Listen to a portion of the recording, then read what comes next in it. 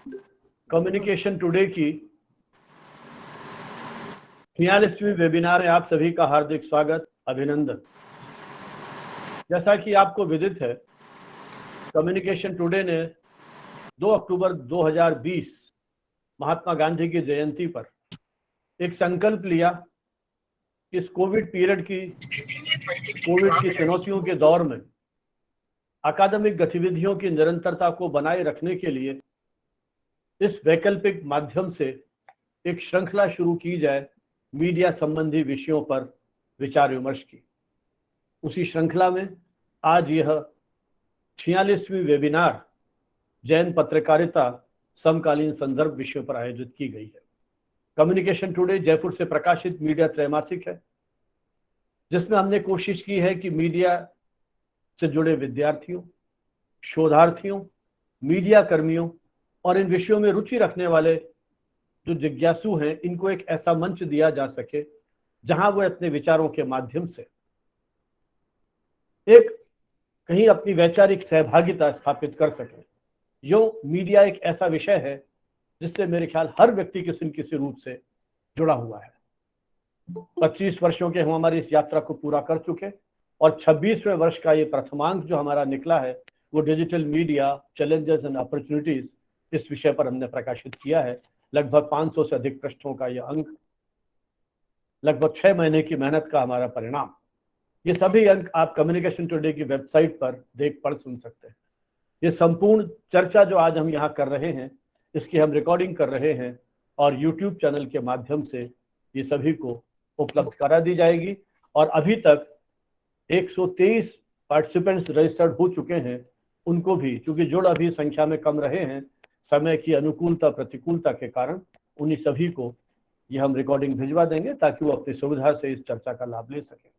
आज की हमारी इस चर्चा में 3 प्रबुद्ध पत्रकार, जिनका लंबा अनुभव शिक्षा, शोध अनुसंधान और पत्रिकाओं के प्रकाशन में रहा है, हमारे साथ हैं जोधपुर विश्वविद्यालय, जयनारायण व्यास विश्वविद्यालय जोधपुर के संस्कृत विभाग के पूर्व अध्यक्ष प्रोफेसर धर्मचंद जैन, समन्वय वाणी के संपादक डॉक्टर अखिल बंसल और पार्श ज्योति के संपादक डॉक्टर सुरेंद्र कुमार जैन भारती।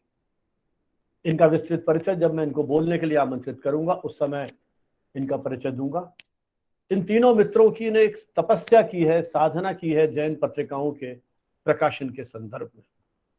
बहुत संक्षेप में मैं जैन पत्रकारिता के उस ऐतिहासिक पक्ष की ओर जो हमारे मित्र इससे जुड़े हैं, क्योंकि बहुत कम मित्रों को इसकी जानकारी है कि जैन पत्र पत्रिकाओं की अपनी लगभग 140 साल की परंपरा है।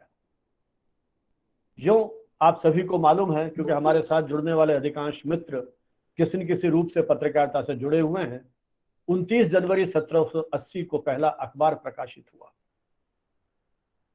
30 मई 1826 को हिंदी का पहला अखबार प्रकाशित होता है और हिंदी अखबार, पहले अखबार के प्रकाशन के लगभग 4 दशक बाद जैन पत्र पत्रिकाओं के प्रकाशन की श्रृंखला शुरू होती है।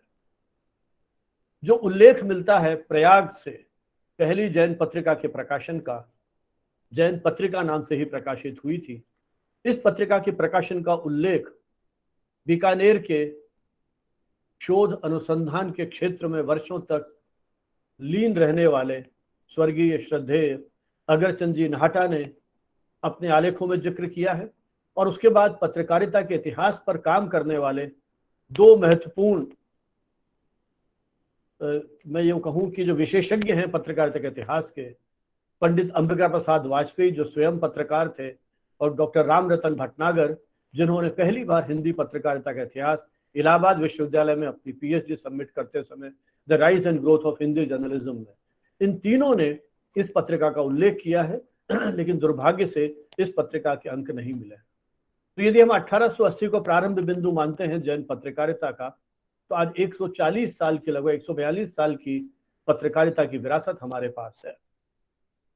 पहला पत्र जो हमें उपलब्ध है, क्योंकि जो भारतेंदु का समय था 1880 से 1900 का जो समय है, हिंदी साहित्य में, हिंदी पत्रकारिता में हम भारतेंदु के नाम से इसको जानते हैं।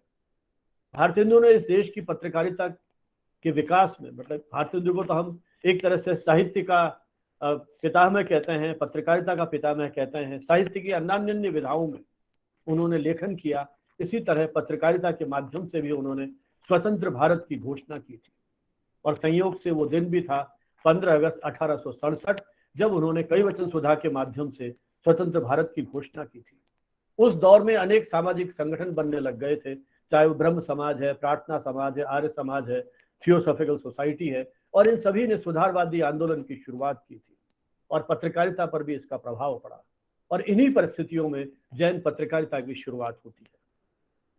भारतेंदु काल की जो प्रखर राष्ट्रीय चेतना थी, उसके दर्शन तो तत्कालीन पत्रकारिता में नहीं होते हैं, लेकिन फिर भी जैन पत्रकारिता ने उस सुधारवादी माहौल में जिस तरह से अपने प्रकाशन की शुरुआत की, उसमें कहीं वो सामाजिक सुधार की उत्कट इच्छा शक्ति थी। 1884 में फर्रुखाबाद हरियाणा की पत्रकारिता पर केशवानंद ममगाई ने काफी काम किया है, और उनकी पुस्तक में इन दोनों पत्रों का जिक्र है। जियालाल प्रकाश और जैन, इस नाम से इन दो पत्रों का प्रकाशन हुआ। स्वामी दयानंद सरस्वती ने जिस तरह से जैन सिद्धांतों पर, विचारों पर प्रहार करना शुरू किया, उस समय इन दो पत्रों ने स्वामी दयानंद के उन आपत्तियों का और उनके उन विचारों का एक तरह से प्रतिवाद किया और अपना पक्ष रखने का कोशिश की। उसके बाद तो एक परंपरा शुरू होती है, मैं बहुत विस्तार से नहीं जाऊंगा, कि वो नामोल्लेख करूंगा। 1884 में सोलापुर से जैन बोधक, 1891 में अजमेर से जैन प्रभाकर, 1892 में जैन हितैषी। इसी दौर में एक जैन पत्रिका का प्रकाशन हुआ लाहौर से, जिसके संपादक ज्ञानचंद जैनी थे, जिन्होंने पहली बार जैन समाज में विधवा विवाह की बात की थी। तो 1895 में अजमेर से अखिल भारतीय दिगंबर जैन महासभा का साप्ताहिक जैन गजट का प्रकाशन हुआ।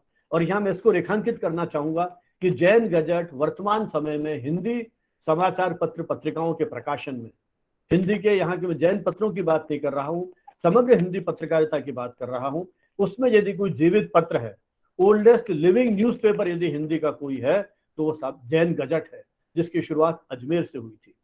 तो फिर 1897 में फर्रुखानगर से जैन भास्कर का प्रकाशन होता है, और 1900 में बंबई से जैन मित्र का प्रकाशन होता है, जो उन्होंने सामाजिक बुराई और विकृतियों का तीखा विरोध किया था। तो मैं यदि इस काल को जैन पत्रकारिता का शैशव काल कहूं, तो हम ये कह सकते हैं कि इसमें कहीं जैन पत्रकारिता में विकास की संभावनाओं की एक तरह से झलक मिलने लग गई थी, और जैन संगठनों ने अपने पत्र निकालने शुरू किए थे। और 1901 से 1947 का जो कालखंड है, जिसे मैं दूसरे दौर की जैन पत्रकारिता कहता हूं, वो दौर था जब इस देश में क्रांति की भावना बहुत तेजी से आगे बढ़ रही थी। गांधी और तिलक जैसे व्यक्तित्वों ने एक तरह से अहिंसा, और तिलक ने तो बाकायदा राजनीतिक अधिकारों के लिए स्वतंत्रता की मांग की थी और एक क्रांति का बिगुल बजाया था। तो जैन पत्रों में वो तेजस्विता या प्रदीप्त स्वर तो नहीं मिलता है, लेकिन यदि हम उनका अध्ययन करें, शोध अनुसंधान करें, तो हम ये पाते हैं कि गांधी के अहिंसक मूल्यों पर केंद्रित जैन पत्रकारिता ने उस दौर में राष्ट्रीय चेतना के साथ अपने आप को जोड़े रखा। समय मिला तो बहुत विस्तार से उदाहरण देकर के बात करूंगा कि किस तरह से उस राष्ट्रीय चेतना के साथ जैन पत्रिकाओं ने उस विचार यज्ञ में अपनी आहुति दी। तो उस दौर के प्रमुख पत्रों में 1901 में जैन हितैषी बंबई से निकला, 1905 में गुलाब चंद ढड्डा के संपादन में जैन श्वेतांबर कॉन्फ्रेंस हेरल्ड का प्रकाशन होता है। 1906 में कोलकाता से जैन प्रकाश, फिर जैन वीर भारत। 1912 में आरा से जैन सिद्धांत भास्कर का प्रकाशन होता है, जो एक बहुत ही श्रेष्ठ शोध अनुसंधान पर केंद्रित पत्रिका थी, जिसके कई विशेषांक उस समय चर्चित हुए थे। 1913 में काठियावाड़ से जैन प्रकाश, 1914 में बंबई से जैन प्रभात, 1918 में बहुत सारे पत्र निकलते हैं, जिसमें जोधपुर से ओसवाल, ये बड़ा तेजस्वी पत्र था, जिसने समाज सुधार के क्षेत्र में अपनी विशेष पहचान बनाई थी। 1920 में मुनि जिन विजय जी के सानिध्य में त्रैमासिक जैन साहित्य संशोधक पूना से निकला, जो शोध अनुसंधान की एक प्रमुख पत्रिका थी। 1921 में एक प्रमुख पत्र निकलता है जिसका नाम था जैन महिला दर्श, सूरत से प्रकाशित हुआ, और एक प्रकार से लगभग 100 वर्ष पहले श्रीमती पंडित चंदाबाई के संपादन में आरा से एक जैन महिला विचारों पर केंद्रित या महिला के उत्थान पर केंद्रित पत्र निकलता है। और ये भी बड़ी एक रोचक बात है कि 52 वर्ष तक चंदाबाई ने इस पत्र का संपादन किया था। 1923 में शीतल प्रसाद जी के संपादन में वीर का प्रकाशन होता है। आगरा से जैन श्वेतांबर जैन पत्र प्रकाशन हुआ। 1925 में जैन जगत का प्रकाशन होता है। 1928 में जैन युवक का प्रकाशन होता है। 1928 में ओसवाल नवयुवक का प्रकाशन होता है। 1929 में जुगल किशोर मुख्तार के संपादन में दिल्ली से अनेकांत का प्रकाशन होता है। 1929 में सनातन जैन का प्रकाशन होता है, जो बड़ा तीखा स्वर था। 1933 में जैन दर्शन। 1934 में ओसवाल सुधारक। 1936 में वीर संदेश। 1936 में अजमेर से जैन ध्वज, जिसका बाद में, क्योंकि ये दैनिक निकालने के प्रयास भी हुए थे, लेकिन अंग्रेजों का और प्रेस अधिनियमों का आतंक के कारण इसका बाद में नाम केवल दैनिक ध्वज कर दिया गया था। मथुरा से 1937 में जैन संदेश। 1939 में जैन भारती कोलकाता से श्वेतांबर तेरापंथी महासभा का पत्र था। 1940 में तरुण ओसवाल। 1943 में आचार्य हस्तिमल जी की प्रेरणा से जिनवाणी का प्रकाशन होता है। और जिनवाणी के विशेष उल्लेख इसलिए कर रहा हूं कि इस पत्रिका के साथ लगभग 25 वर्षों तक मेरे पिताजी का भी संपादन के साथ जुड़ाव रहा। उनके निधन के पश्चात मेरी माताजी कुछ महीने संपादक रहीं, और उनके निधन के बाद कुछ समय तक मुझे इसके संपादन करने का अवसर मिला। और उसके बाद पिछले 27 वर्षों से इसका अनवरत संपादक हमारे आत्मीय मित्र और इस वेबिनार में एक विशेषज्ञ के रूप में उपस्थित प्रोफेसर धर्मचंद जैन कर रहे हैं। जिनवाणी पत्रिका ने शोध, अनुसंधान और विशेषांक प्रकाशन की परंपरा में अपनी एक विशेष पहचान बनाई थी। वो मेरे पिता डॉक्टर नरेंद्र भानावत के कार्यकाल में भी जो विशेषांक प्रकाशित हुए, और अब भाई प्रोफेसर धर्मचंद जैन के संपादन में जो विशेषांक प्रकाशित हुए, वो जैन धर्म, दर्शन और विचारों को लेकर के, जिसमें जो संप्रदाय से अलग हट करके भी जो शोध अनुसंधान कार्य हो रहा है, उसको भी उसमें समाहित किया गया। 1945 में काठियावाड़ से आत्मधर्म का प्रकाशन हुआ, जो बाद में पंडित हुकुमचंद बारिल के संपादन में जयपुर से इसका प्रकाशन होता रहा। 1947 में वीरवाणी का प्रकाशन हुआ। तो इस प्रकार से जो हमारा आजादी का दौर था, उस समय आप देखते हैं कि देश के अलग अलग अंचलों से नियमित रूप से पत्र पत्रिकाओं का प्रकाशन हुआ, और इस दौर में अनेक जैन संगठनों की स्थापना की गई। और उस दौर में इन संगठनों ने इस बात को महसूस किया था कि यदि हम पत्र पत्रिकाओं का प्रकाशन करेंगे तो अपने विचारों का प्रभावी ढंग से प्रसार कर सकते हैं। आजादी के बाद जैन पत्रों की जो संख्या है उसमें बहुत अधिक वृद्धि होती है, और 1948 में ज्ञानोदय का प्रकाशन होता है। बहुत ही प्रमुख पत्रिका थी। शुरू में ये श्रवण संस्कृति की पत्रिका थी, बाद में साहित्य की एक प्रमुख पत्रिका के रूप में रही। फिर श्रवण, अहिंसावाणी, शाश्वत धर्म, अणुव्रत, सुधर्मा, श्रमणोपासक, जिसके साथ मेरी माताजी डॉक्टर शांता भानावत, उनका लगभग 20-22 वर्षों तक जुड़ाव रहा संपादक के रूप में। अमर भारती, कथालोक, आचार्य तुलसी की प्रेरणा से जो प्रकाशित हुई थी। तीर्थंकर इंदौर से नेमिचंद जी जैन ने एक अद्भुत पत्रिका का प्रकाशन किया था, जिसको हम विचार मासिकी कहते थे। संयोग से हमें उनके साथ उनके दर्शन करने का, उनके साथ अनेक आयोजनों में मंच शेयर करने का सौभाग्य भी मिला। फिर वल्लभ संदेश, युवा लोक, लाडनूस अनुसंधान पत्रिका, जिसका नाम बाद में तुलसी प्रज्ञा कर दिया गया था। डॉक्टर महावीर राज गिलड़ा जैसे शिक्षाविद जिसके संपादक रहे। 1977 में गणेश ललवानी जैसे विचारक ने तथ्य शुरू किया। तेरापंथ भारती का प्रकाशन हुआ, और अप्रैल 1981 में समन्वयवाणी का प्रकाशन होता है, तो जिसके संपादक हमारे साथ आज हैं अखिल बंसल जी भी। फिर गुजराती, मराठी, तमिल, अंग्रेजी, कई भाषाओं में इन पत्र पत्रिकाओं का प्रकाशन हुआ।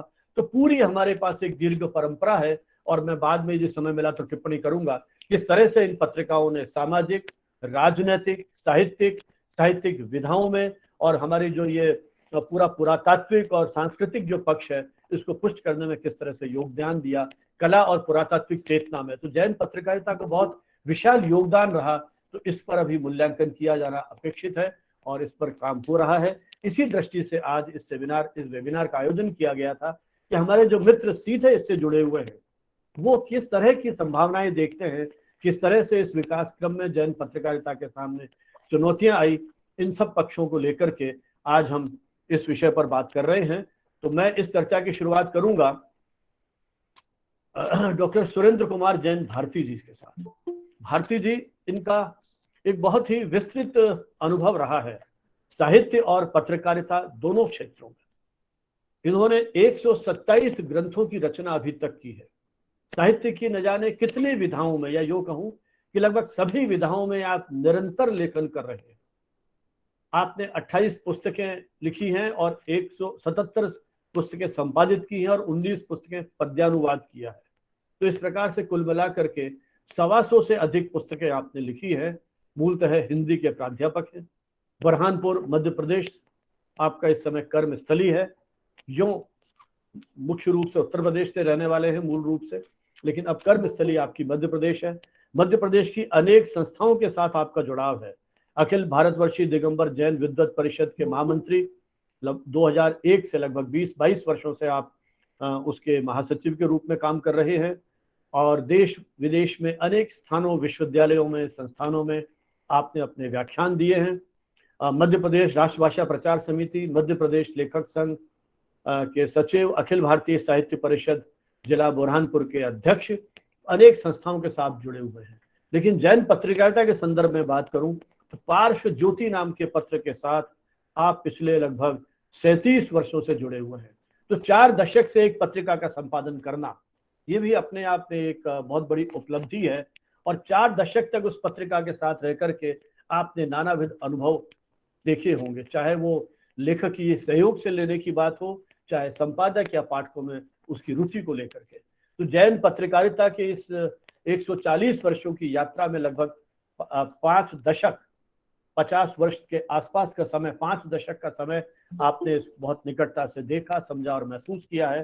तो हम चाहेंगे कि इस चर्चा की शुरुआत में डॉक्टर सुरेंद्र कुमार जैन भारती जी अपने अनुभव हमारे साथ शेयर करें। क्योंकि आप अभी यात्रा में हैं और ट्रैवल करते हुए ही हमसे संवाद करेंगे, तो हम यही उम्मीद करते हैं कि बिना किसी तकनीकी व्यवधान के वो अपनी बात पूरी कर सकेंगे। भाई डॉक्टर सुरेंद्र कुमार जैन भारती जी का मैं स्वागत अभिनंदन करता हूं और आमंत्रित करता हूं कि वे अपने विचारों से हमें लाभान्वित करें। डॉक्टर भारती।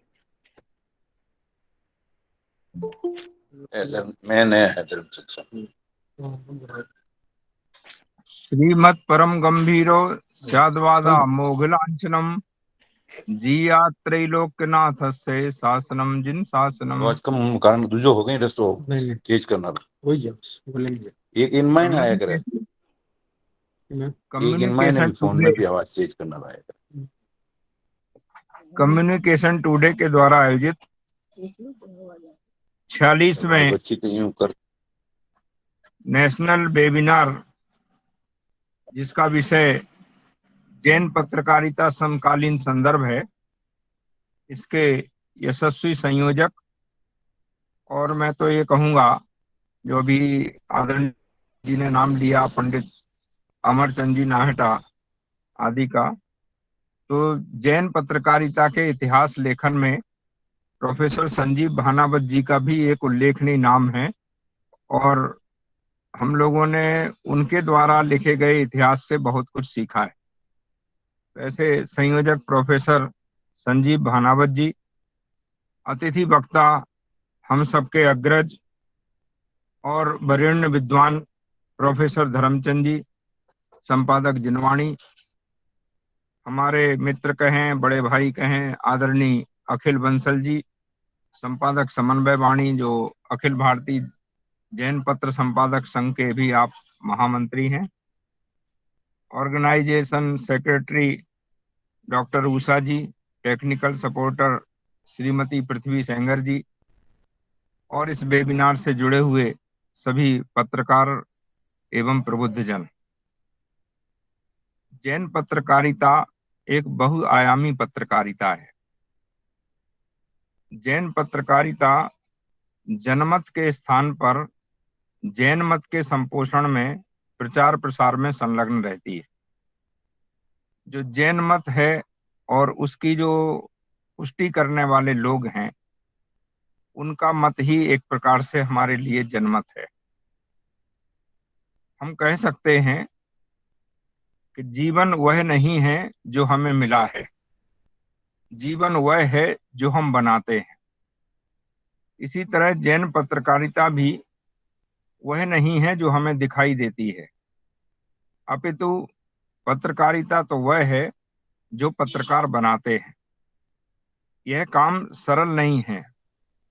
यह वैसा ही है जैसे कोई कहे कि कितना मुश्किल है जिंदगी में अपनों में से अपनों को ढूंढना। जैसे कोई कहे कि कितना मुश्किल है जिंदगी में अपनों में से अपनों को ढूंढना। आज समकालीन संदर्भ की बात करें तो ऐसा परिदृश्य सामने है जैसे वक्त ऐसे गुजर गया जैसे कुछ हुआ ही नहीं। वक्त ऐसे गुजर गया जैसे कुछ हुआ ही नहीं। जैसे बचा नहीं। जैन पत्रकारिता ने समय समय पर, जो भी आदरणीय भानावत जी ने लगभग 150 वर्षों का इतिहास बताया है।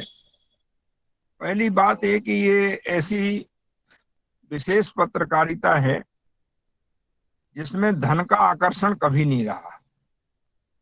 धार्मिक आकर्षण, बौद्धिक आकर्षण और अनुसंधानात्मक आकर्षण, ये तीन, और यहाँ के पत्रकारों में भी जो समाज के प्रति स्वतः जागृत दायित्व बोध, ये इसमें देखने को हमें मिला है।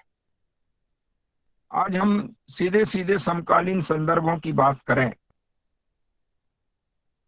तो आज हमारे सामने जैन पत्रकारिता के सामने बहुत सारी चुनौतियां हैं या समकालीन संदर्भ हैं। हम जिनके लिए पत्रकारिता कर रहे हैं उनकी जनसंख्या या संख्या निरंतर घट रही है। ये हमारी आज की पत्रकारिता के लिए सबसे बड़ी चिंता है। दूसरे, जैन पत्रकारिता ने अहिंसा, अपरिग्रह और अनेकांत, इन तीन सिद्धांतों को लेकर के हमेशा पत्रकारिता की। चौथा, इसमें सर्वोदय भी जोड़ सकते हैं, लेकिन सर्वोदय का पक्ष हमारे दान के पक्ष में सीमित हो गया कि जो हमारी दान की भावना है उसके मूल में सर्वोदय की भावना हम देख सकते हैं। आज अहिंसा की स्थिति बहुत खराब स्थिति में पहुंच रही है। अभी अभी मेरे पत्रकार पार्स ज्योति के नए अंक में ही मैंने रूस यूक्रेन युद्ध के संदर्भ में अपना संपादकीय लिखा है कि आज क्या हमेशा जब भी बात होगी तो अहिंसा पर ही रुकना पड़ेगा, कोई माने या ना माने या कितनी देर में माने। तो आज एक समस्या अहिंसा के संपोषण की है, अपरिग्रह के संपोषण की है, अनेकांतवाद को फिर से प्रतिष्ठापित करने की है और सर्वोदय की भावना को फिर से जीवंत करने की।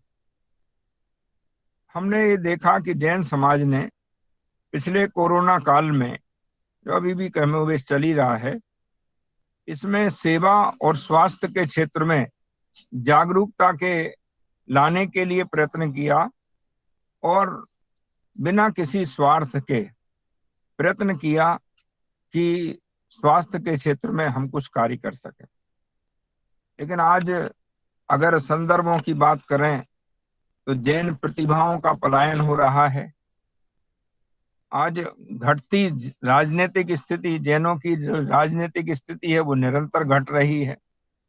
अब सब लोग टिकट देने से पहले ये पूछते हैं कि फला समाज के कितने घर हैं, कितने परिवार हैं, कितने वोटर हैं, और इस मायने में हम लोग हमेशा पिछड़ जाते हैं। तो जैन लोगों की जो राजनीतिक स्थिति है वो घट रही है। पहले कम से कम दिल्ली में हम देखते थे, मध्य प्रदेश में, राजस्थान में, इनमें उत्तर प्रदेश में कि कोई ना कोई जैन और सबल जैन मुख्यमंत्री तक रहे हैं। एक समय हमारे गृह मंत्री प्रकाश चंद्र जी सेठी वह जैन थे। तो जैनों की जो राजनीतिक स्थिति है वो घट रही है। एक पिछले वर्ष हम सब और जैन समाज बड़ा आक्रांत रहा अनूप मंडल से। अनूप मंडल ने खुल करके चेतावनी दी और जैनों पर प्राणघातक हमले किए, और जब पूरा रिकॉर्ड सामने आया तो वह बिल्कुल ऐसा कि आश्चर्यचकित करने वाला था, हतप्रभ करने वाला था हमारे लिए कि हमारे अनेक साधु संतों को असमय काल के गाल में भेजने में इस अनूप मंडल का बहुत बड़ा हाथ रहा। आज सामाजिक नेतृत्व के प्रति जो निष्ठा का अभाव है वह जैन पत्रकारिता को परेशान कर रहा है। तीर्थ एवं पुरातत्व संरक्षण में कमी आ रही है। सामाजिक संस्थाओं में बिखराव हो रहा है। हमें देखते हैं कि आज हमारे बीच में जो रोटी बेटी के संबंध से समाज का निर्माण होता था, समाज आगे बढ़ता था, आज वह स्थिति के अनेक विधर्मियों के आक्रमण और लव जिहाद जैसे प्रकरणों के शिकार जैन लोग बन रहे। यदा कदा जैन पत्रकारिता की दृष्टि से इन पर कुछ बात होती है, लेकिन बहुत दूर तक नहीं जल पाती। परिवार टूट रहे हैं, पहले एकल परिवार, अब एकल परिवार में भी आज परस्पर विवाह की एक समस्या है कि कैसे, क्योंकि एक वर्ग तो ऐसा ही तैयार हो गया जो कहता है मुझे विवाह करना ही नहीं है।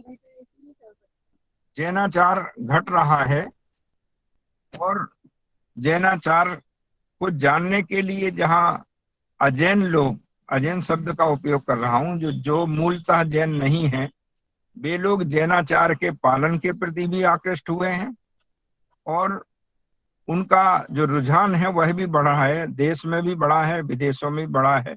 शाकाहार, आज जो शाकाहार शब्द है वो एक जैन भोजन के रूप में बन गया है। कोई भी अगर कोई शाकाहारी भोजन की बात करता है तो तुरंत कहा जाता है कि क्या आप जैन हैं, चाहे वह देश में हो, चाहे विदेश में हो, चाहे हवाई यात्राओं आदि में हो। तो ऐसे समय में ये आवश्यक है कि हम लोग उस कार्य को आगे बढ़ाएं कि हमारा जो जैनाचार है वह घटे नहीं बल्कि और बढ़ना चाहिए और हमारी आस्था और मजबूत होना चाहिए। आज जैन सिद्धांतों के अध्ययन अध्यापन के स्रोत घट रहे हैं, विद्वान घट रहे हैं, जिज्ञासाएं कम हो रही हैं।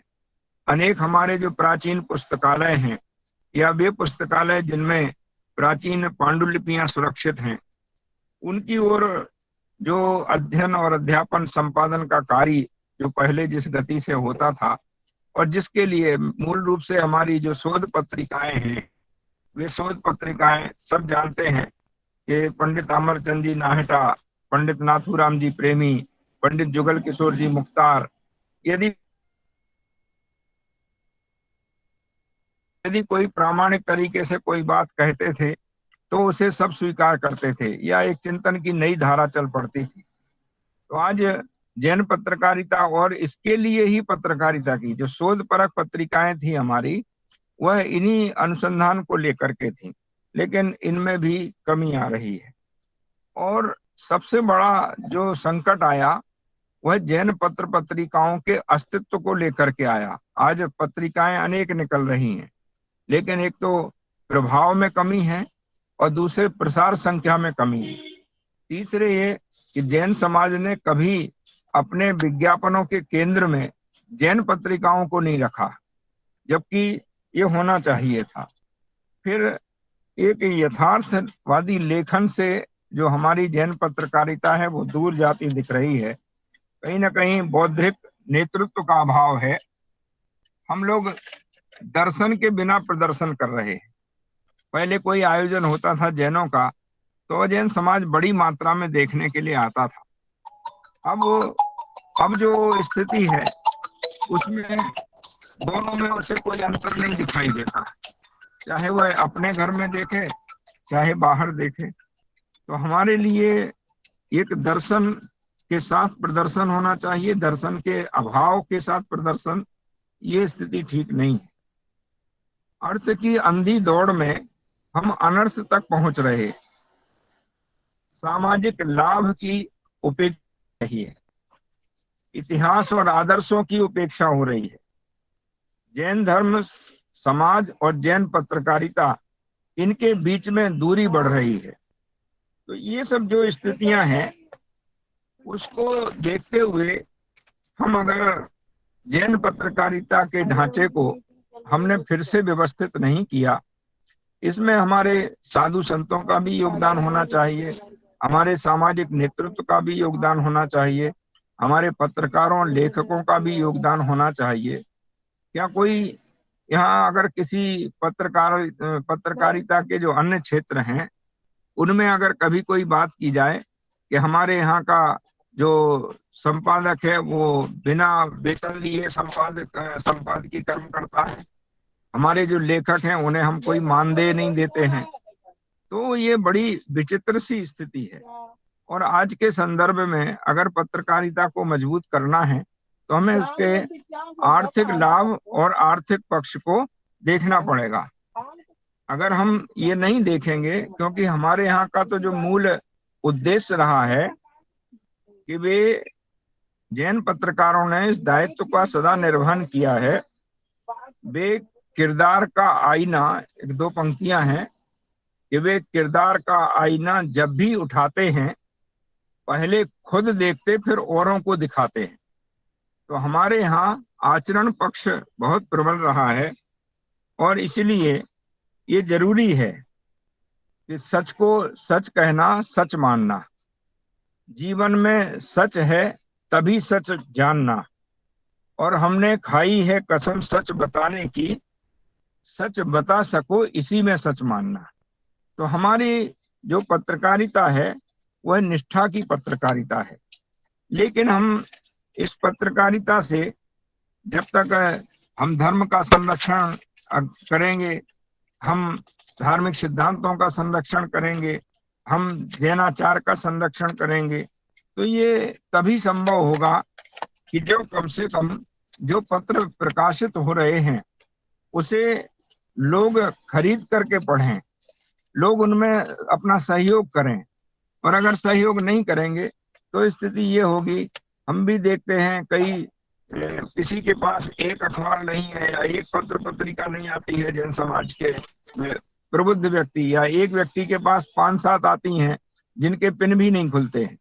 तो ये चीजें बदलने की आवश्यकता है, क्योंकि हम लोगों की जो यहाँ बैठे हुए जितने भी पत्रकार जुड़े हैं, व्यावहारिक पत्रकारिता से जुड़े हुए हैं, सब जानते हैं कि पसीने की स्याही से जो लिखते हैं अपने इरादों को, पसीने की स्याही से जो लिखते हैं अपने इरादों को, उनके मुकद्दर के पन्ने कभी कोरे नहीं हुआ करते।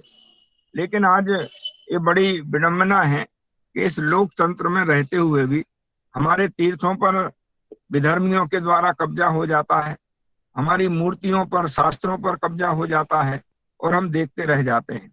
हमारी जो आवाज है वह इतनी बुलंद नहीं हो पा रही है जितनी होना चाहिए। आज राजनीतिक नेतृत्व तक हम हमारी पत्रकारिता के माध्यम से हमारे सिद्धांतों की बात पहुंचाने की आवश्यकता है। तो मैं ऐसा समझता हूं कि आज समकालीन संदर्भ बहुत अधिक है और जैन पत्रकारिता का दायित्व भी बहुत अधिक है।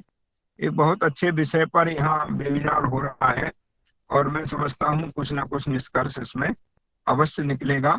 आप सबने मेरी बात सुनी, मैं आप सबके प्रति हार्दिक कृतज्ञता व्यक्त करता हूँ और ऐसा विश्वास दिलाता हूँ कि जब तक पत्रकारिता के रूप में मेरे हाथ में कलम है, मैं सच से कभी पीछे नहीं हटूंगा और कोशिश करूंगा कि समाज के प्रति जो मेरा दायित्व है उसे मैं एक पत्रकार के नाते निभाता रहूं। आप सभी को जय जिनेंद्र। बहुत बहुत धन्यवाद डॉक्टर भारती जी। बिना धन और यश के आकर्षण के जैन पत्रकारिता के उस स्वरूप का और विशेषकर उन चुनौतियों का, अस्तित्व के प्रति खड़ा होता संकट, प्रभाव और प्रसार में होता गिरावट, विज्ञापनों का अभाव, यथार्थवादी लेखन से होती दूर जैन पत्रकारिता, बौद्धिक नेतृत्व का अभाव और मानदेय आदि की चुनौतियां। आपने बहुत सारे प्रश्न उठाए। वस्तुतः मुझे लगता है कि शायद जैन पत्रकारिता का प्रारंभ ही उस मिशन भावना से हुआ था जिसका प्रमुख उद्देश्य है जैन तत्व दर्शन का विवेचन करना, सम्यक जीवन दृष्टि का विकास करना, संत सतियों के विचारों और उनके विहार, चर्चाओं और धार्मिक प्रेरणा आदि का विवरण प्रकाशित करना। सामान्य पत्रकारिता में जहाँ सांस्कृतिक और राजनीतिक उठापटक अधिक होती है, वहीं जैन पत्रकारिता में वैचारिक पक्ष जो है वो मुख्य रहा है। समाचारों का प्रकाशन होता रहा है, ऐसा नहीं है कि बिल्कुल दूर है, लेकिन उनमें समाचार जो प्रकाशित हो रहे हैं उनका स्वरूप सामान्य पत्रकारिता से थोड़ा अलग है, क्योंकि दैनिक पत्रकारिता के हमारे यहाँ एक बहुत बड़ा संकट है। अभी उस तरह का एक दैनिक समाचार पत्र नहीं। तो उस दौर में जिस तरह से जैन पत्रकारिता पुष्पित पल्वित हो रही है, वहाँ उसका मुख्य उद्देश्य है उन मानव मूल्यों की प्रतिष्ठा और भारतीय लोक जीवन और लोक धर्म से साक्षात्कार करते हुए अपनी एक विशिष्ट पहचान बनाए। इन्हीं सब बिंदुओं को आपने केंद्र में रख करके अपनी बात की और अब इन चुनौतियों और इन संदर्भों को आगे बढ़ाते हुए मैं आमंत्रित कर रहा हूं प्रोफेसर धर्मचंद जैन जी को, जिन्होंने लगभग 4 दशक तक अध्यापन कार्य किया। 2018 में सेवानिवृत्त हुए जयनारायण व्यास विश्वविद्यालय जोधपुर से। धर्मचंद जी से मेरा संपर्क और संवाद विद्यार्थी जीवन से ही रहा है। जब हम बीए के स्टूडेंट थे तब अनेक युवा समारोहों में हम लोग साथ में काम करते रहे हैं। न जाने कितने नाटकों में, डिबेट्स में, और मुझे याद है संस्कृत डिबेट में धर्मचंद जी के साथ हम कुरुक्षेत्र गए थे, इंटर यूनिवर्सिटी डिबेट कंपटीशन में। तब से मैंने उनके उस पूरे व्यक्तित्व को, जिस तरह से इन्होंने एक पहचान दी है, उसका साक्षात दृष्टा रहा हूं। धर्मचंद जैन 1981 में राजकीय सेवाओं से जुड़ते हैं शिक्षक के रूप में, और 1992 में जोधपुर यूनिवर्सिटी ज्वाइन करते हैं, और 2000 में ये प्रोफेसर के पद पर पदोन्नति होती है। इस कार्यकाल के दौरान उन्होंने संस्कृत और प्राकृत विषय को आगे बढ़ाने में अपनी महती भूमिका का निर्वाह किया। आपकी 6 मौलिक पुस्तकें और 25 से अधिक संपादित ग्रंथ प्रकाशित हो चुके हैं। जोधपुर विश्वविद्यालय में बौद्ध अध्ययन केंद्र की स्थापना में आपका विशेष योगदान रहा है। लंदन, हांगकांग, नेपाल आदि राष्ट्रों में आपको यात्रा करने का अवसर मिला है, और जैन धर्म दर्शन के विविध पक्षों पर आपने व्याख्यान राष्ट्रीय अंतर्राष्ट्रीय स्तर पर दिए हैं। अनेक पुरस्कारों से आप सम्मानित हो चुके हैं, जिनमें प्रमुख रूप से राजस्थान संस्कृत अकादमी का अंबिका दत्त व्यास पुरस्कार और युवा प्रतिभा शोध सम्मान, चंपालाल स्मृति पुरस्कार, आचार्य हस्ती सम्मान आदि से आप सम्मानित हो चुके हैं। जैसा मैंने आपसे प्रारंभ में कहा, प्रोफेसर धर्मचंद जैन का जो पत्रकारिता का पक्ष है, जिनवाणी के माध्यम से उन्होंने जिस तरह से जैन पत्रकारिता को एक दिशा दी है, वो बहुत महत्वपूर्ण है। प्रसार संख्या की चुनौतियों की और मानदेय की बात अभी भाई सुरेंद्र जैन कर रहे थे। जिनवाणी पत्रिका, जब मेरी इनसे बात हो रही थी, आज ऑनलाइन भी उपलब्ध है, और लगभग 20,000 के आसपास इनकी ग्राहक संख्या होगी, और पाठक संख्या तो नेचुरली और ज़्यादा होगी। तो उस सारे संघर्ष में इस पत्रिका को, क्योंकि 1943 से ये पत्रिका निकल रही है, एक इतनी लंबी अवधि में उस पत्रिका का जो एक स्वरूप है, उसको दिन प्रतिदिन जिस तरह से आपने निखारा है अपनी मेहनत, अपनी क्षमता और प्रतिभा पर, तो आपका जो लगभग 3 दशक का पत्रकारिता और शोध शिक्षण का 4 दशक का अनुभव है, उस आधार पर मैं आमंत्रित कर रहा हूं भाई प्रोफेसर धर्मचंद जैन को कि पत्रकारिता के इस दौर को जिस तरह से वो देख समझ महसूस कर रहे हैं, अपने अनुभव हमारे साथ साझा करें। प्रोफेसर धर्मचंद जैन। धर्मचंद जी, माइक। नमो जिनाणम जिय भयाणम। बहुत ही सुंदर आयोजन किया है मेरे मित्र, अग्रज भ्राता और मेरे गुरु भी। गुरु इस आशय में कि मैंने एमए करने के बाद पत्रकारिता में डिप्लोमा कोर्स किया था, और डिप्लोमा कोर्स करते समय आप उस विभाग के, पत्रकारिता विभाग के आप अध्यक्ष थे, वहाँ के अध्यापक थे, एकमात्र अध्यापक थे। तो आपके उस कार्यकाल में मैंने पत्रकारिता में डिप्लोमा किया, इसका सौभाग्य मुझे मिला। इस दृष्टि से मैं उनको मित्र भी, भ्राता भी और गुरु भी, इन तीनों दृष्टियों से देखता हूँ, उनके प्रति आदर रखता हूँ। इस सभा में उपस्थित डॉक्टर अखिल जी, डॉक्टर सुरेंद्र जी और हमारे और भी मित्र इसमें हैं, डॉक्टर अनिकांत जी, गौतम चंद जी जो मोक्ष द्वार पत्रिका निकालते हैं, अनिकांत जी प्राकृत की पत्रिका निकालते हैं, कागज भाषा, इस तरह से इसमें और भी पत्रकार समुदाय से लोग जुड़े होंगे, उन सबका मैं अभिनंदन करते हुए प्रारंभ करता हूं कि जैन पत्रकारिता यद्यपि एक चुनौतीपूर्ण पत्रकारिता है और जैन समाज अल्पसंख्यक समुदाय में आता है, इसकी संख्या है भारत में, फिर भी 400 से अधिक पत्र पत्रिकाएं प्रकाशित होती हैं। तो जैन समाज कितना जागरूक समाज है, जो लोगों की चेतना को, लोगों में चेतना जागृत करने के लिए प्रतिबद्ध है। समाज में 3 तरह के लोग चेतना जागृत कर सकते हैं। एक तो जो संत समुदाय है वो, दूसरा जो स्वाध्याय स्वयं करते हैं उनसे भी चेतना जागृत होती है, और तीसरा ये जो पत्रकारिता है ये भी समाज को बदलने में, समाज को दिशा प्रदान करने में सहायक सिद्ध होता है। तो जैन पत्रकारिता ने, जैसा कि डॉक्टर संजीव जी भानावत ने परिचय दिया था, सन 1880 से जैन पत्र का प्रकाशन प्रारंभ हुआ और अभी निरंतर हो रहा है।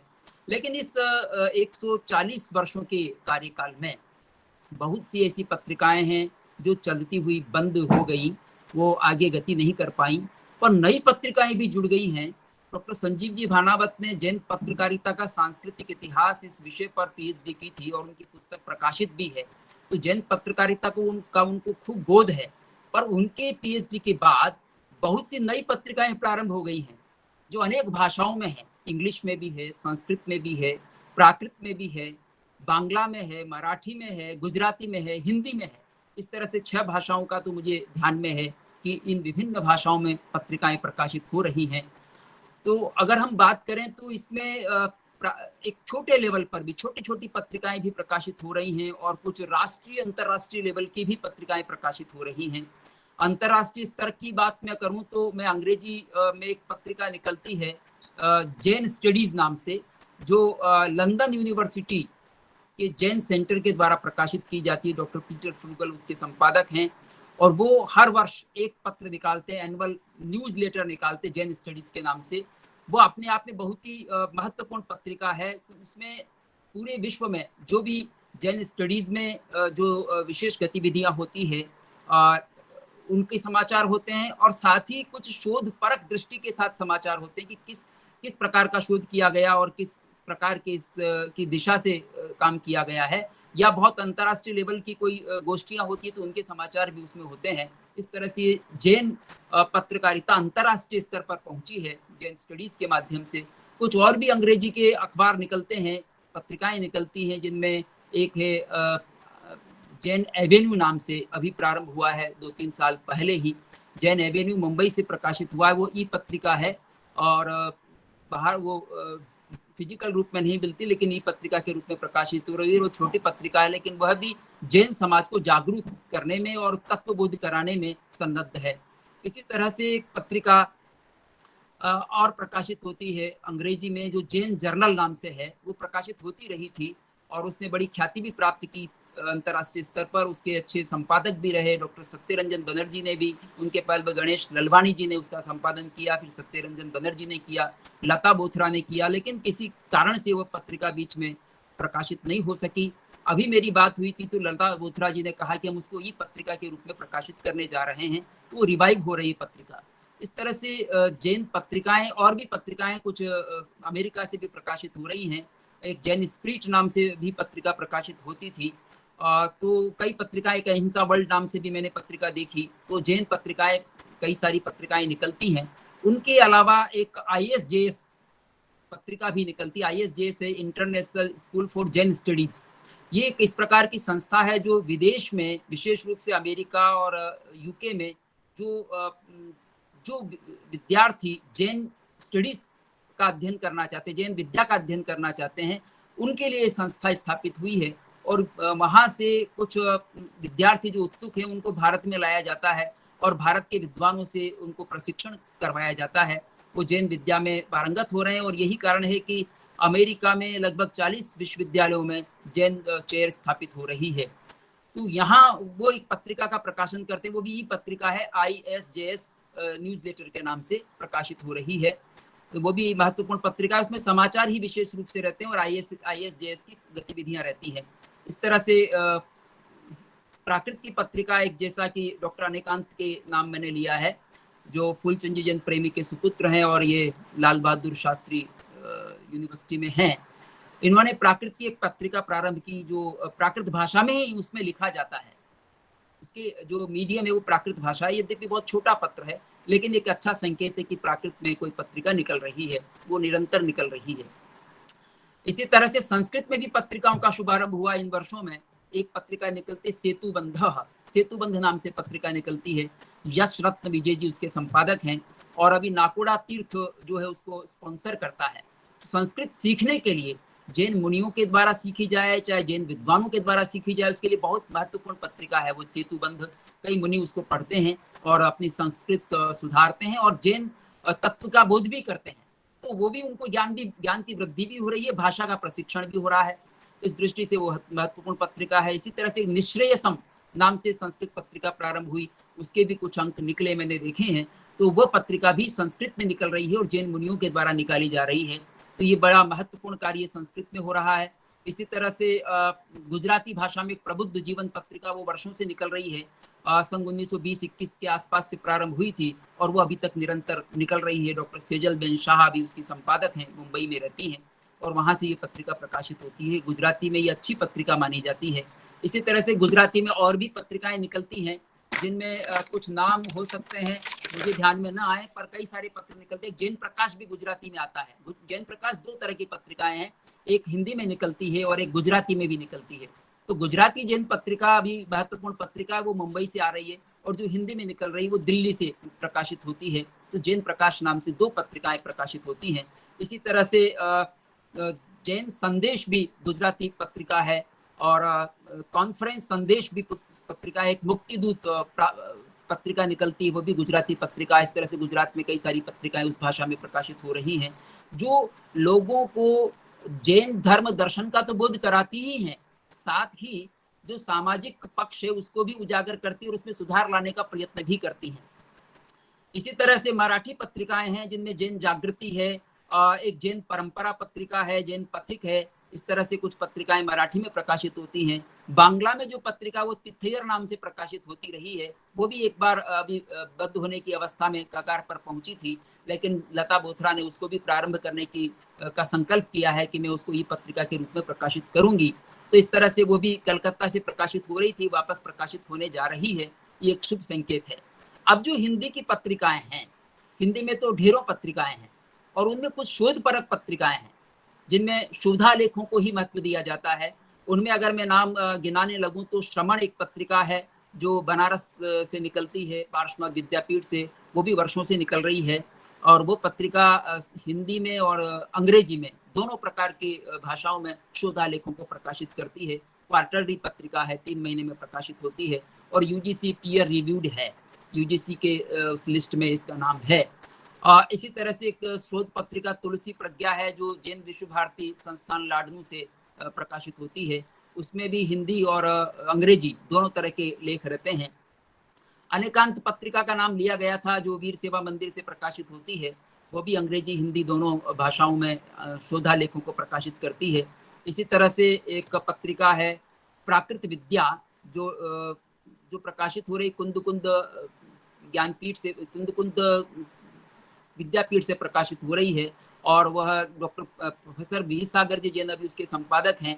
मुनि विद्यानंद जी, आचार्य विद्यानंद जी के मार्गदर्शन में वो प्रारंभ हुई थी और प्रारंभिक संपादक उसके प्रोफेसर प्रेम सुमन जैन जी रहे थे। और अभी वो पत्रिका प्राकृत में जो कुछ लिखा गया है उसको हिंदी में यहाँ प्रोड्यूस किया जाता है। प्राकृत वांग्मय को आधार बना करके हिंदी आलेखों को इसमें प्रकाशित किया जा रहा है। ये भी अपना अच्छा भूमिका का निर्वाह कर रही है। इसी तरह से करहत वचन पत्रिका है जो इंदौर से प्रकाशित होती है, कुंद ज्ञानपीठ से, और उसके संपादक हैं डॉक्टर अनुपम जैन। ये भी अच्छी शोध पत्रिका मानी जाती है।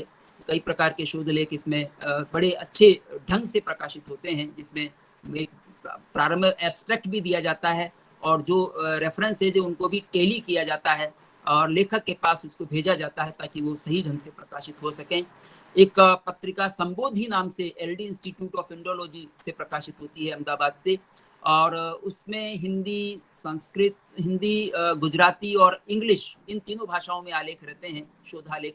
तो ये भी एक अच्छी पत्रिका है, एनुअल निकलती है, या जब अभी क्या स्थिति है मुझे याद नहीं, लेकिन निकलती रही है एनुअल रूप से। एक दो पत्रिकाएं नई प्रारंभ हुई हैं, जैसे परशदा है। परशदा पत्रिका ये BL institute of Indology Delhi से प्रकाशित हो रही है। अभी 2 अंक उसके आए हैं और वो भी बड़ी शोधपरक पत्रिका इंडोलॉजी की है। यहाँ एक बात कहना चाहूँगा, ये केवल जैन तक सीमित नहीं रही, जैसे संबोधि है वो इंडोलॉजी की बात करती है, यानी पूरे जैन परंपरा के साथ अन्य जो वैदिक परंपराएं उनके आलेखों को भी प्रकाशित करती हैं। एक पत्रिका शोधादर्श है, शोधादर्श नाम, जिसको लखनऊ से प्रारंभ किया गया था ज्योति प्रसाद जैन जी के द्वारा, और फिर उनके सुपुत्रों के द्वारा उसका संपादन होता रहा। आज भी संभवतः ये पत्रिका प्रकाशित हो रही होगी, लेकिन मेरे पास तो नहीं पहुंच रही है। इसने भी अपनी अच्छी भूमिका का निर्वाह किया है।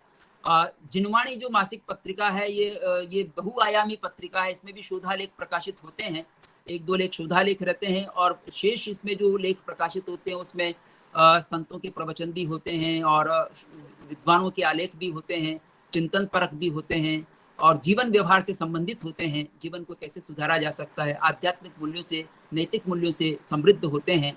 और इसमें कुछ समाचार भी प्रकाशित होते हैं जो न केवल उस संप्रदाय से रिलेटेड बल्कि पूरे जैन समाज से रिलेटेड होते हैं। मेरी आज बात हो रही थी डॉक्टर दिलीप जी जैन से, मेरी आज बात हो रही थी, जो सभी पत्र पत्रिकाओं में आलेख प्रेषित करते हैं प्राय। तो मैंने उनसे जानना चाहा था कि भी आपकी दृष्टि में कौन सी श्रेष्ठ पत्रिकाएं हैं और उनमें क्या किस तरह की कमियां हैं। तो वो बता रहे थे कि मुझे मॉडल के रूप में जिनवाणी जो है वो अच्छी पत्रिका लगती है, क्योंकि जिनवाणी में जो एक तो संपादन भी अच्छा होता है, और इसमें बहुत सारी दूसरी परंपराओं के आलेखों को भी समाहित किया जाता है, और इसमें जो समाचार दिए जाते हैं वो केवल इस संघ के नहीं, इतर संघों के भी, जैन समाज के जो राष्ट्रीय स्तर के समाचार होते हैं वो भी दिए जाते हैं। अगर दिलीप जी इसमें जुड़ेंगे तो वो भी अपना कमेंट कर सकेंगे। इसी तरह से और पत्रिकाएं, जो ढेरों पत्रिकाएं निकलती हैं जिनमें श्रवणोपासक है, जो भी आकार में बड़ी हो गई है और कलरफुल निकल रही है श्रवणोपासक पत्रिका। जैन प्रकाश जो दिल्ली से निकलता है वो भी बड़ी साइज में निकल रहा है। युवा दृष्टि पत्रिका जो तेरापंथ समाज के युवक परिषद के माध्यम से निकाली जाती है, वो युवकों को संदेश देती है, युवकों के जीवन को सुधारने में सहायक सिद्ध होती है। इसी तरह से धर्म प्रेमी संदेश है। सम्यक दर्शन पत्रिका व्यावर से प्रकाशित होती है। श्रवण संस्कृति पत्रिका, और इसी तरह से जिनवैणम, ऐसे बहुत सारी पत्रिकाएं निकल रही हैं। स्वाध्याय संदेश गुलाबपुरा से निकलता है, बहुत प्राचीन, ये भी पुराना पत्र है, लगभग 38 वर्षों से निकल रहा है। स्वाध्याय शिक्षा एक पत्रिका है जिसका शुभारंभ सम्यक ज्ञान प्रचारक मंडल के द्वारा ही हुआ था, जहाँ से जिनवाणी प्रकाशित होती है, और उसमें संपादन करने का सौभाग्य मुझे भी प्राप्त हुआ। श्री चंद्र सुराणा सरस ने उसका प्रथम संपादन किया था, फिर मैंने भी कुछ वर्षों तक किया। आज भी ये पत्रिका निरंतर निकल रही, हर 2 महीने में निकलती है। और अभी इस पत्रिका की विशेषता ये है कि एक विषय पर इसमें पूरा अंक रहता है। 2 महीने में निकलती है लेकिन एक विषय पर रहता है। जैसे अहिंसा पर पूरा अंक है, सत्य पर है, या आचौर्य पर है, 5 महाव्रत पर निकला।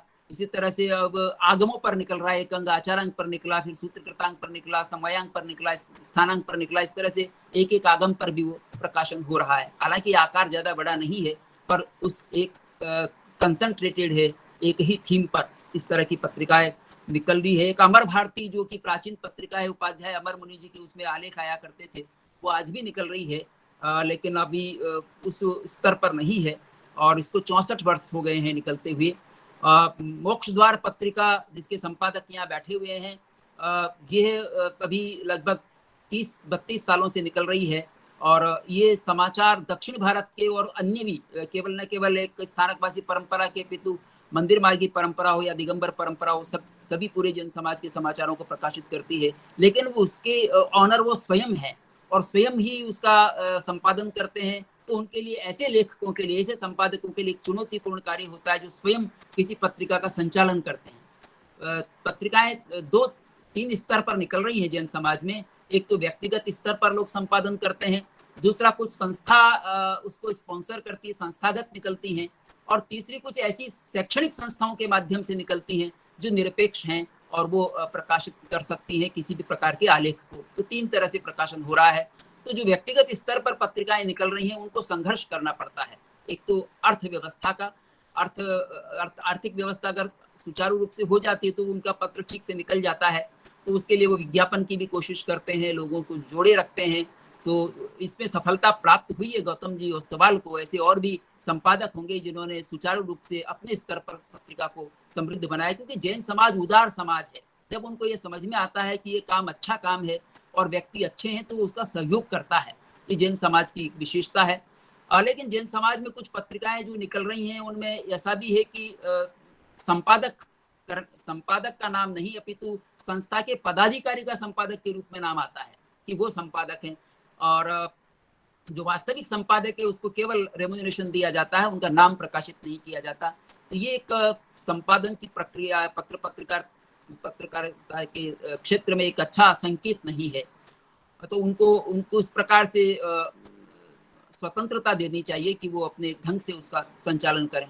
ये जिनवाणी पत्रिका में मैंने विशेषता देखी कि यहाँ पर ये भी एक संस्था की पत्रिका है और एक समाज इसमें जुड़ा हुआ है। सम्यक ज्ञान प्रचारक मंडल इसकी प्रकाशक संस्था है। अखिल भारतीय श्री जैन रत्न नीति श्रावक संघ का ये मुख्य पत्र है, लेकिन न तो उसमें किसी श्रावक संघ के अध्यक्ष का नाम आता है, न सम्यक ज्ञान प्रचारक मंडल के अध्यक्ष का नाम आता है, कोई किसी पदाधिकारी का नाम नहीं आता।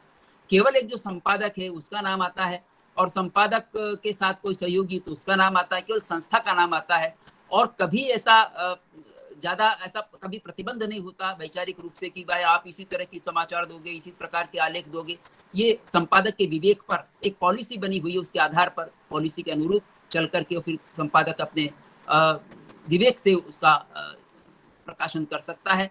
पर जो लेख आते हैं उनको जरूर संपादित करना पड़ता है। कई ऐसे आलेख आते हैं जिनकी न भाषा ठीक होती है, न भाव ठीक होता है, तो जनरली तो ऐसे आलेखों को हम रिजेक्ट कर देते हैं। पर जो भाव भाषा में ठीक होते तो उनको कोशिश करते हैं कि ठीक से संपादन उनका हो जाए। और कुछ ऐसे भी हमारे लेखक हैं कि जो बड़ा अच्छा लिखते हैं, जिसमें संपादन की कोई कठिनाई विशेष होती नहीं है, भले उसको हूबहू छापा जा सकता है, ऐसे भी आलेख हमारे आते हैं। उनमें डॉक्टर दिलीप जी धींग भी एक लेखक हैं और भी ऐसे लेखक हैं।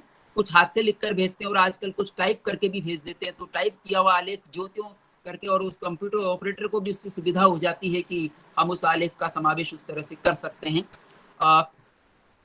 मैं समय तो ज्यादा नहीं दे रहा, बातें तो बहुत सारी हो सकती हैं, आप मुझे संकेत कर दीजिएगा अगर मुझे रुकना हो तो। मेरे ख्याल धर्मचंद जी समापन टिप्पणी कर दे आप, फिर सवाल जवाब में ले लेंगे। और अच्छा ठीक है ठीक है। तो मैं ये कहना चाहूंगा कि जैन पत्रिकाएं अनेक निकल रही हैं और उनका सर्कुलेशन भी है, छोटी पत्रिकाएं भी हैं, बड़ी भी हैं, सब अपना अपना अच्छा काम कर रही हैं। लेकिन इसमें 3-4 बातें हैं। एक तो जो लेखक हैं उनको लेखक को कोई ट्रेनिंग नहीं है, और जो पत्रिकाओं को लेख मिलते हैं तो संपादकों का भी दायित्व होता है कि अगर उनको लेख ठीक न लगे तो वो सुझाव के साथ लेखक को प्रेषित करें ताकि लेखक उसमें समुचित सुधार कर सके। दूसरी बात ये है कि जो लेखक है उनको मानदेय दिया जाना चाहिए, और मानदेय की प्रथा कुछ पत्रिकाओं में है, जिनवाणी में भी ये रही है। और जिनवाणी पत्रिका ने एक काम और किया है कि इसमें लेखकों का हम सम्मानित भी करते हैं, अर्हत वचन भी सम्मानित करता है। वहाँ 3 लेखकों को सम्मानित किया जाता है, लेकिन जिनवाणी पत्रिका में ज्यादा लेखकों को भी सम्मानित किया जाता है। इसमें संघ के ही जो सम्यक ज्ञान प्रचारक मंडल के एक अध्यक्ष पी.एस. सुराणा साहब, उन्होंने इसको प्रारंभ किया था इस योजना को, और वही अभी स्पॉन्सर भी करते हैं। इस बार भी हम करीब 11 लेखकों को सम्मानित करने जा रहे हैं 4 वर्ष के अंतराल में एक साथ ही। तो ये एक अच्छी ट्रेडिशन उसके साथ जुड़ी हुई है। तो अगर कोई संस्थाएं लेखकों को प्रोत्साहन देती हैं, लेखकों का सम्मान करती हैं, लेखकों को आदर देती हैं, तो निश्चित रूप से पत्रकारिता एक शिखर पर पहुंच सकती है। और ये जो जैन पत्रकारिता है ये निश्चित रूप से इतिहास, संस्कृति, अध्यात्म, दर्शन और इसमें जो आलेख है वो कथाएं, बहुत बड़ा कथा साहित्य, जैन कहानियां भी निकलती हैं पाली से। जैन कहानियां जो बालकों के लिए कह सकते हैं बड़ी अच्छी है। बाल साहित्य की कमी जरूर नजर आती है। बाल साहित्य के लिए कोई ऐसी पत्रिकाएं नहीं है, बाल पत्रिका नहीं है। बाल पत्रिकाओं की जैन समाज में आवश्यकता है। जिनवाणी में भी बाल जिनवाणी शुरू की गई, उसमें 8 पेज बालकों के लिए दिए जाते हैं। तो ऐसे और भी पत्रिकाएं, अगर बाल जिनवाणी के बाल पत्रिका के नाम से कोई या बालकों के लिए कोई पत्रिका प्रारंभ होती है तो एक अच्छा संकेत जाएगा, ताकि प्रारंभ से ही एक अच्छी नींव तैयार हो सके, एक अच्छे पाठकों की और अच्छी समझ उनमें उत्पन्न हो सके। और वैज्ञानिक आलेखों को भी महत्व दिया जाना चाहिए, जो आज विज्ञान से सम्मत बातें हैं, और उस तरह के लेखक भी आज मौजूद हैं जो विज्ञान को जानते हैं और धर्म को भी जानते हैं। उन आलेखों को स्थान दिया जाना चाहिए। तीर्थंकर पत्रिका इस प्रकार का काम करती थी, चिंतन परक पत्रिका थी, और आज भी हम जिनवाणी में भी इस प्रकार के आलेखों को स्थान देते हैं। और यहाँ नारी स्तंभ भी है, नारी के बारे में भी बात होती है, युवकों के बारे में बात होती है, और कुछ परिवार के बारे में बात होती है। जो एक जीवन से जुड़ी हुई बातें हैं उनको अगर पत्रिका आगे बढ़ाती है, और समाज से जुड़ी हुई बातें हैं, समाज में जो कुप्रथाएं हैं, कुव्यवस्थाएं हैं, उनको भी दूर करने का काम पत्रिकाओं का होता है। और ये परिणाम सामने आया है कि कई जगह विवाह शादियों में भोजन में आइटमों की कमी की गई है, कहीं 21 आइटम ही कर दिए गए हैं, कहीं 15 आइटम किए गए हैं। तो जो एक विकृति उत्पन्न हो रही थी और झूठा न छोड़ने की बात भी पैदा हुई है, उनमें संतों की भी भूमिका रही है, पत्रिकाओं की भी रही है। तो समाज को बदलने में पत्रिकाएं अपने आप में बड़ा महत्वपूर्ण योगदान कर सकती हैं और करती रही हैं। बस इसी भावना के साथ में धन्यवाद। फिर जैसा अवसर होगा। धर्मचंद जी, आपने बहुत सारे पत्रिकाओं का नामोल्लेख किया कि राष्ट्रीय अंतर्राष्ट्रीय मंच पर उनका प्रकाशन हो रहा है। ये सही है कि मेरा जो शोध कार्य था वो 8वें दशक में था। 1987-88 के आसपास पीएचडी की डिग्री मिल गई थी।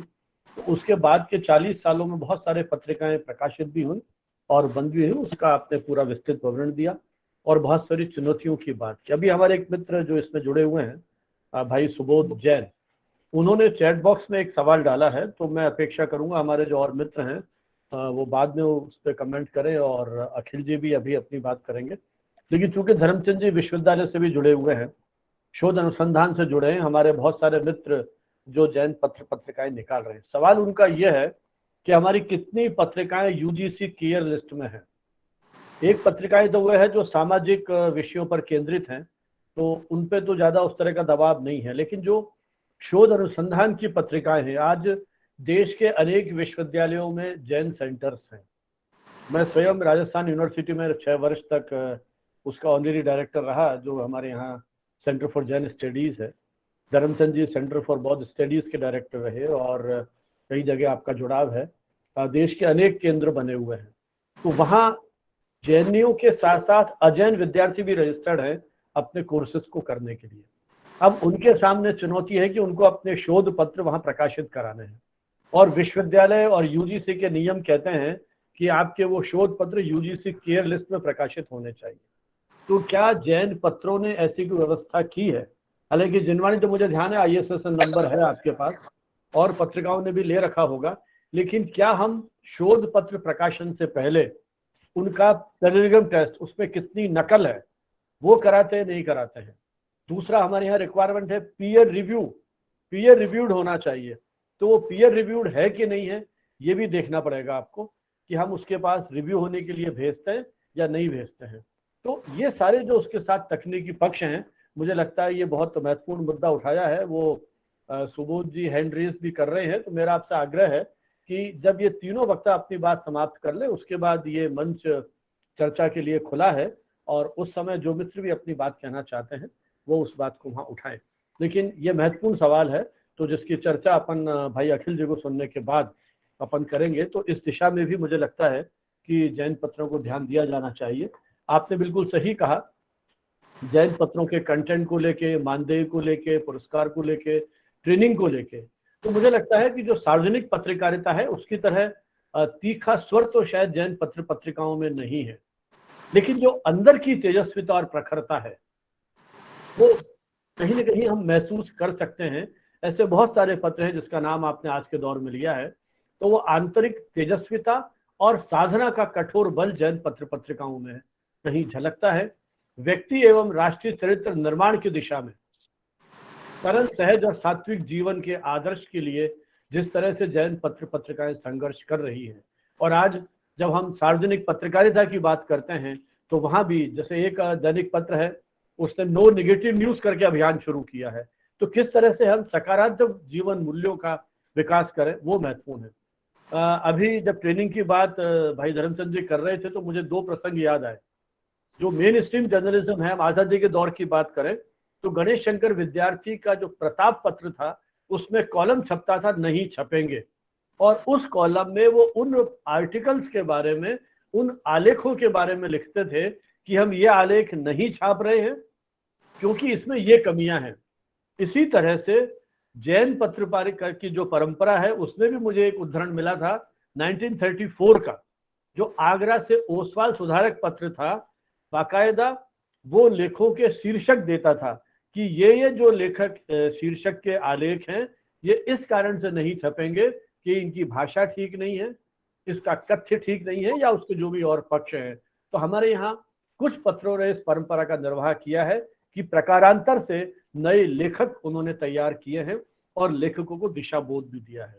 तो आइए अब हम सुनते हैं भाई अखिल बंसल जी को, जिनके 40 साल से अधिक का समय हो गया है समन्वय वाणी का प्रकाशन करते करते।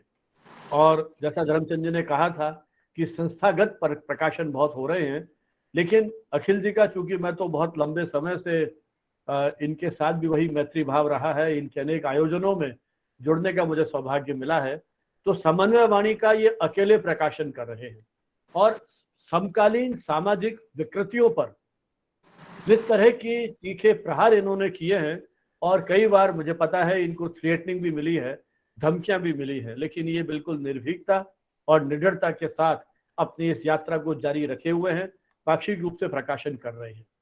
अभी कुछ ही महीने पूर्व इन्होंने डॉक्टरेट की उपाधि भी की है। हालांकि इनका मूल आइडिया तो ये था कि जैन पत्रकारिता पे काम करूंगा, लेकिन बाद में इन्होंने विषय दूसरा लिया और अभी डॉक्टरेट की उपाधि आपको मिली है। और एक इनका जो महत्वपूर्ण योगदान है, वो इन्होंने जैन पत्रकारों का एक संगठन बनाया है और पिछले लगभग 1 दशक से ये जिस तरह से काम कर रहे हैं, और इंदौर में, महावीर जी में, और भी मुझे इनके साथ कई जगह जाने का मौका मिला है।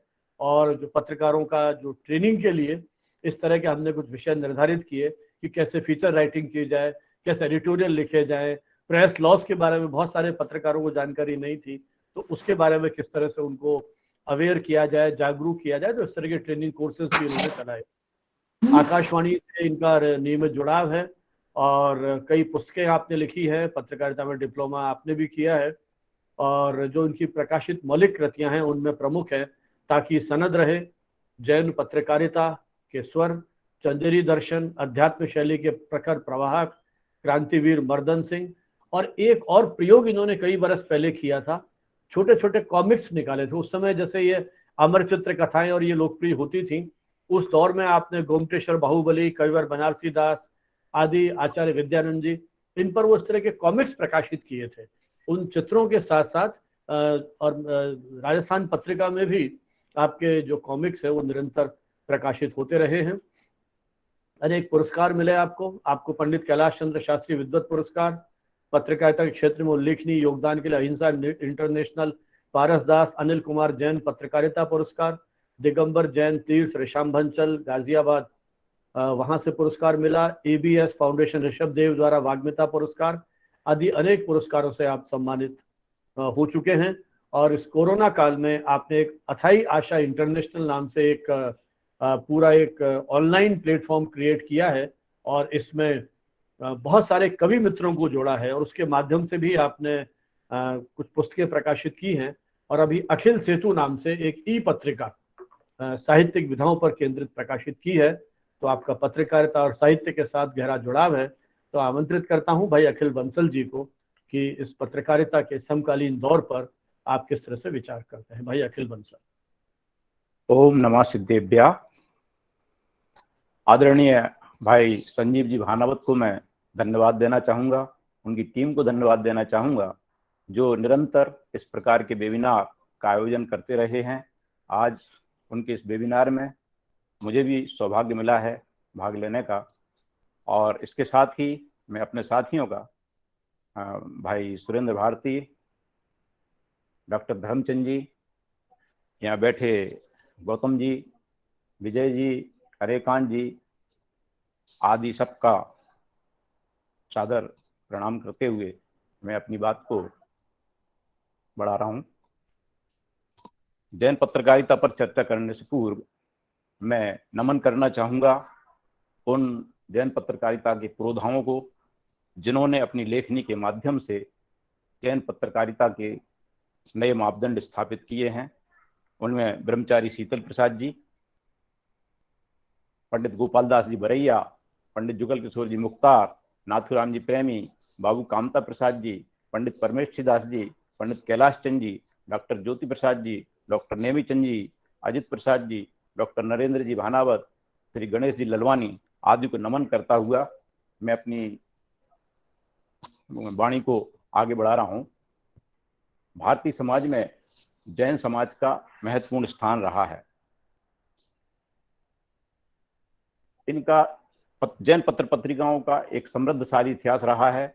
पत्रकारिता को लोकतंत्र की शासन व्यवस्था में चौथी सत्ता के रूप में निरूपित किया गया है और पत्रकार की भूमिका लोकनायक की होती है, ऐसा लिखा गया है। पत्रकारिता को ऐसे कार्य की संज्ञा दी गई है जिसका संबंध समाज के सभी वर्गों और क्षेत्रों से होता है। राष्ट्रपिता महात्मा गांधी ने समाचार पत्रों को जनता का विश्वविद्यालय कहा है तथा इसे सदा चलने वाली संसद माना है। गांधी जी के अनुसार समाचार पत्र का उद्देश्य जनता की इच्छाओं तथा विचारों को समझना और उन्हें व्यक्त करना, वांछनीय भावनाओं को जागृत करना और सार्वजनिक दोषों को निर्भयतापूर्वक व्यक्त करना रहा है। भारतवर्ष में पत्रकारिता का शुभारंभ, जैसा कि भाई संजीव जी भानावत ने बताया, सन 1780 में कोलकाता के हिक्की गजट से माना जाता है। हैदराबाद के वेंकटलाल ओझा द्वारा संपादित हिंदी समाचार पत्र सूची भाग 1 के अनुसार, जिसका प्रकाशन श्री अगरचंद जी नायटा ने किया था, उसके विवरण में लगभग 100 जैन पत्र पत्रिकाओं का ब्यौरा दर्ज है। उक्त विवरण के अनुसार गुजरात से प्रकाशित जैन दिवाकर सबसे प्राचीन जैन पत्र माना गया है। इसके पश्चात सन 1875 में अहमदाबाद से छगनलाल उम्मेद चंद द्वारा प्रकाशित जैन पत्रिका को हिंदी भाषा की प्रथम जैन पत्रिका का गौरव प्राप्त है। इस पत्रिका का उल्लेख अनेक रिपोर्टों में दर्ज है, परंतु विशेष जानकारी उपलब्ध नहीं है। सन 1884 में जियालाल जैन, जो फर्रुखानगर हरियाणा से हिंदी में जैन और उर्दू में जियालाल प्रकाश का प्रकाशन करते थे, इसी काल में अखिल भारतवर्षीय दिगंबर जैन शास्त्री परिषद के मुखपत्र के रूप में महाराष्ट्र प्रांत के सोलापुर से जैन बोधक का प्रकाशन हिंदी और मराठी में प्रारंभ हुआ। रावजी सखाराम दोषी, गोरेलाल जी शास्त्री तथा पन्नालाल जी सोनी, इन तीनों के संयुक्त संपादन में यह पत्र मासिक रूप से प्रकाशित रहा। आज भी इसका अनवरत प्रकाशन हो रहा है। बीच में हिंदी का प्रकाशन बंद कर दिया गया था, लेकिन भाई महावीर शास्त्री जो सोलापुर से हैं, वो अभी इसका हिंदी और मराठी दोनों का संपादन कार्य देख रहे हैं। यह स्पष्ट करना आवश्यक समझता हूँ कि जैन पत्रकारिता के उदय के पूर्व जनमानस राष्ट्रीय भावना से ओतप्रोत रहा है। इसलिए तत्कालीन जैन पत्रकारिता में राष्ट्रीयता, अहिंसात्मक स्वदेशी आंदोलन तथा स्वतंत्रता की भावना को पर्याप्त प्रोत्साहन मिला। जैन पत्रकारिता के पुरोधाओं की लेखनी धर्म व मतों के प्रचार प्रसार के साथ जन जागरण के लिए वरदान साबित हुई है। जैन गजट तथा जैन मित्र ऐसे 2 प्रमुख जैन पत्र हैं जो आज भी निरंतरता बनाए हुए हैं।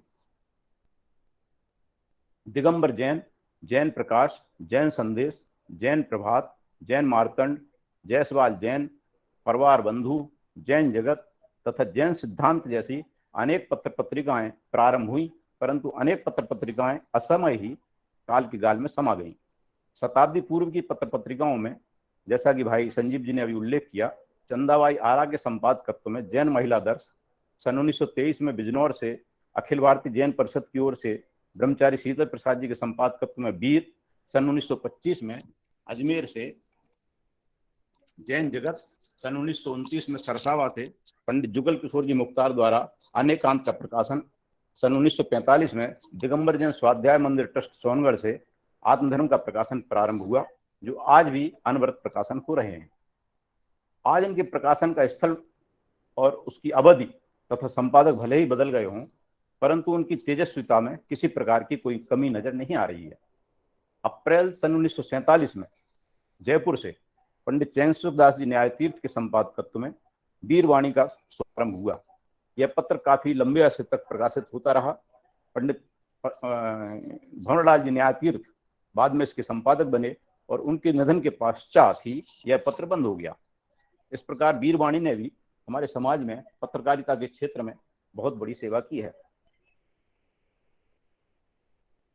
अभी जो पत्र हैं उनमें जैन दर्शन, अहिंसा वाणी, श्रमण, अहिंसा जैन, भारती, जैन शासन, श्राविका, सन्मति वाणी, तीर्थंकर, अमर भारती, सन्मति संदेश, महावीर मिशन, तुलसी प्रज्ञा, दिशाबोध, जैन पथ प्रदर्शक, वीतराग विज्ञान, वीतराग वाणी, ज्ञान धारा, दिव्य ध्वनि, तीर्थंकर वाणी, तिथ्यर, श्रवण भारती, जैन श्री, वल्लभ संदेश, करुणादीप, सम्यक ज्ञान, आगम पथ, युगवीर, बाल प्रभात, चहकती चेतना, रत्नत्रय, वीर निकलंक, समन्वय वाणी, शोधादर्श, ध्रुवधाम, संवेदाचल, पुलक वाणी, अहिंसा महाकुंभ, धर्म मंगल, मंगलायतन, प्राकृत विद्या, जिन भाषित, संस्कार सागर, जिनेंदु, जैन समाज, अरहत वचन, पार्श्व ज्योति, अणुव्रत, जिनवाणी तथा जैन प्रचारक जैसी पत्र पत्रिकाएं अस्तित्व में आईं। परंतु इन पत्र पत्रिकाओं में से बहुत सी पत्र पत्रिकाएं आज बंद हो चुकी हैं। जैन पत्रकारिता का लगभग 140 वर्ष का इतिहास रहा है, जो बहुत लंबा समय है। अपने अल्प साधनों और सीमित क्षेत्र में रहकर मानव मूल्यों की स्थापना में इन पत्र पत्रिकाओं का महत्वपूर्ण योगदान रहा। आज भी जैन समाज की विभिन्न भाषा भाषी लगभग 450 पत्र पत्रिकाएं प्रकाशित हो रही हैं, ऐसा मेरा मानना है। उन जो भी पत्र पत्रिकाएं अस्तित्व में हैं, वे या तो संस्थागत हैं या जातिगत संगठनों से संचालित हैं, अथवा कुछ पत्रिकाएं ऐसी हैं जिन्हें साधुओं का बरदस्त प्राप्त है। इस प्रकार ये 3 तरह की पत्रिकाएं इस समय संचालित हो रही हैं। ये सभी आकर्षक कलेवर में देखी जा सकती हैं, परंतु इनके वास्तविक पाठक कितने हैं कहा नहीं जा सकता। हाँ, पठनीय सामग्री तो व्यक्तिगत पत्रिकाएं ही दे पा रही हैं, बाकी तो गतानुगतिक ही समझ में आती हैं। मेरी राय में जैन पत्रकारिता उस शिखर को नहीं छू पा रही है जहां तक इसे अभी पहुंच जाना चाहिए था। स्पष्ट रीति नीति के अभाव व पत्रकारिता के निर्धारित मानदंडों से दूरी बनाने के कारण जैन पत्रकारिता लगभग पिछड़ती गई है। मिशनरी भावना का अभाव है, सच लिखने का साहस तिरोहित सा हो गया है। अधिकांश पत्र पत्रिकाएं या तो किसी संगठन के हाथ की कठपुतली बनी हुई हैं या किसी साधु संघ के बरदस्त से जीवित हैं। संपादक हो या प्रकाशक, सभी की निगाहें समाज की जेब से पैसा निकालने में लगी हैं। जब से साधु और प्रतिष्ठाचार्य पत्रकारिता के क्षेत्र में आए हैं, तब से लोकतंत्र का यह चौथा स्तंभ चरमरा कर ढहसा गया है, ऐसा मेरा मानना है। समाज में सांप्रदायिक सद्भाव तिरोहित सा प्रतीत हो रहा है और बिखराव की ओर अग्रसर है। व्यसन मुक्त नैतिक संस्कारों से परिपूर्ण समाज अब कोरी कल्पना सी रह गई लगती है। साधु वर्ग में शिथिलाचार इस समय चरम पर है। उन्होंने पुरस्कारों और थैलियों के बलबूते अच्छों का ईमान डिगाकर रख दिया है। अधिकांश साधुओं ने अपने अपने मठ और अपनी अपनी पत्रिकाओं के माध्यम से समाज को अपनी हाथ की कठपुतली बनाकर रख दिया है। सत्य तथ्य उद्घाटित करने वाली पत्र पत्रिकाएं उंगलियों पर गिनने लायक हैं। कोई कितना ही पैसे वाला क्यों ना हो, जैन पत्र पत्रिकाओं का सहयोग करना तो दूर, पैसा खर्च करके वह पत्रिका मंगाने में भी रुचि नहीं रखता। वैसे भी अब सोशल मीडिया अपना प्रभाव जमा रही है। ऐसे में जैन प्रिंट मीडिया का भविष्य क्या होगा, कुछ कहा नहीं जा सकता। कुछ वर्षों पूर्व जयपुर से भाई जिनेंद्र कुमार जी ने जैन समाज दैनिक का प्रकाशन प्रारंभ किया था। वह दीर्घायु प्राप्त नहीं कर सका। इतनी बड़ी जैन समाज का कोई भी दैनिक पत्र न होना अखरता है। जैन समाज के पत्रों को बिना अर्थ सहयोग चला पाना असंभव सा लगता है। लाखों रुपए मुनिराजों के कलरफुल पोस्टरों पर समाज खर्च कर देगी, पर समाज की इन पत्र पत्रिकाओं को विज्ञापन देना वे अपनी शान के खिलाफ समझते हैं। फिर कैसे जीवन दान मिलेगा इन पत्र पत्रिकाओं को, समझ से बाहर है। बाल पत्रिकाओं का भी अभाव सा नजर आ रहा है। बीच में बाल प्रभात और बाल आदर्श, ये 2 पत्र पत्रिकाएं बच्चों के लिए निकल रही थीं, वो भी शायद बंद हो गई हैं। अभी केवल एक चहकती चेतना पत्र बच्चों के लिए निकल रहा है, जिसकी साज सज्जा भी अच्छी है, पाठन सामग्री भी बहुत अच्छी है और वह निरंतर अभी प्रकाशित हो रही है। महिलाओं की एकमात्र पत्रिका जिसका उल्लेख भाई संजीव जी ने किया था, जैन महिला दर्श, वो भी लंबे समय तक प्रकाशन के उपरांत अब बंद सी है। साप्ताहिक पत्र भी गिनती के बचे हैं। जैन पत्रकारों को ना तो शिक्षण प्रशिक्षण की व्यवस्था है, ना ही उनके लिए कोई राष्ट्रीय स्तर पर कल्याण कोष जैसी व्यवस्था है। पारस चैनल, जिनवाणी चैनल, अरिहंत चैनल जैसे कुछ चैनलों ने अपना स्थान तो बनाया है, पर ये सभी चैनल मात्र साधुओं के प्रवचन या उनकी गतिविधियों को दिखाने में ही रुचि रखते हैं। अभी एक शांत लक्ष्मी न्यूज चैनल अवश्य है जिसने अपनी साख बनाई है और उसे देखने के लिए, सुनने के लिए लोग लालायित रहते हैं। जैन पत्र पत्रिकाओं को चिंतनशील लेखक वर्ग तैयार करने की दिशा में प्रयास करना चाहिए, ऐसा मेरा मानना है। स्तरीय पत्र पत्रिकाओं का प्रकाशन पाठक वर्ग को आकर्षित कर सकता है और उससे उनकी पाठक संख्या भी बढ़ सकती है। पाठक वर्ग का विस्तार उद्योगपतियों को विज्ञापन देने हेतु आकर्षक करेगा, ऐसा भी मेरा मानना है। जैन पत्रकारों को शिक्षण प्रशिक्षण द्वारा कुशल पत्रकारों की श्रेणी में लाया जा सकता है, उस दिशा में प्रयास आवश्यक है। अल्पसंख्यक मंत्रालय द्वारा विज्ञापन नीति बनवाने हेतु भी हम सबको मिलकर प्रयास करना चाहिए, तो हमें उसका लाभ मिल सकता है। फीचर सर्विस, न्यूज व विज्ञापन एजेंसी भी आज की महती आवश्यकता है। जो भी दैनिक पत्रों के जिन दैनिक पत्रों के जैन मालिक हों, उनसे सामाजिक गतिविधियों व लेखादि के लिए एक पेज रिजर्व करने का आग्रह किया जाना चाहिए, ताकि उनमें नियमित रूप से जैन समाचार, जैन लेख आदि का प्रकाशन हो सके। जैन समाज की गतिविधियों को साकार रूप देने के लिए एक दैनिक पत्र की आवश्यकता अभी भी प्रतीत हो रही है। जैसा कि भाई संजीव जी ने बताया, जैन समाज बंद होने के बाद अभी हमारा कोई दैनिक पत्र ऐसा नहीं है जो जैन समाज की गतिविधियों का प्रकाशन करता हो।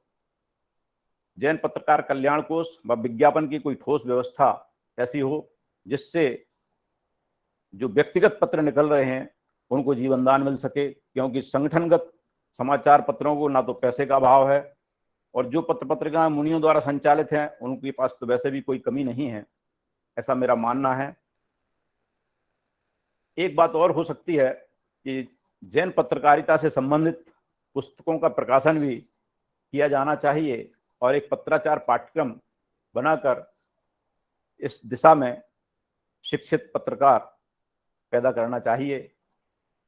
अभी ये भी देखा जाता है कि जो भी कार्यक्रम होते हैं उसमें राष्ट्रीय समाचार पत्रों के प्रतिनिधियों को तो महत्व दिया जाता है, लेकिन जो भी साप्ताहिक या पाक्षिक जैन पत्र हैं या मासिक जैन पत्र हैं, प्रेस कॉन्फ्रेंस में उनको बुलाया ही नहीं जाता है, तो आगे की बात क्या कहें।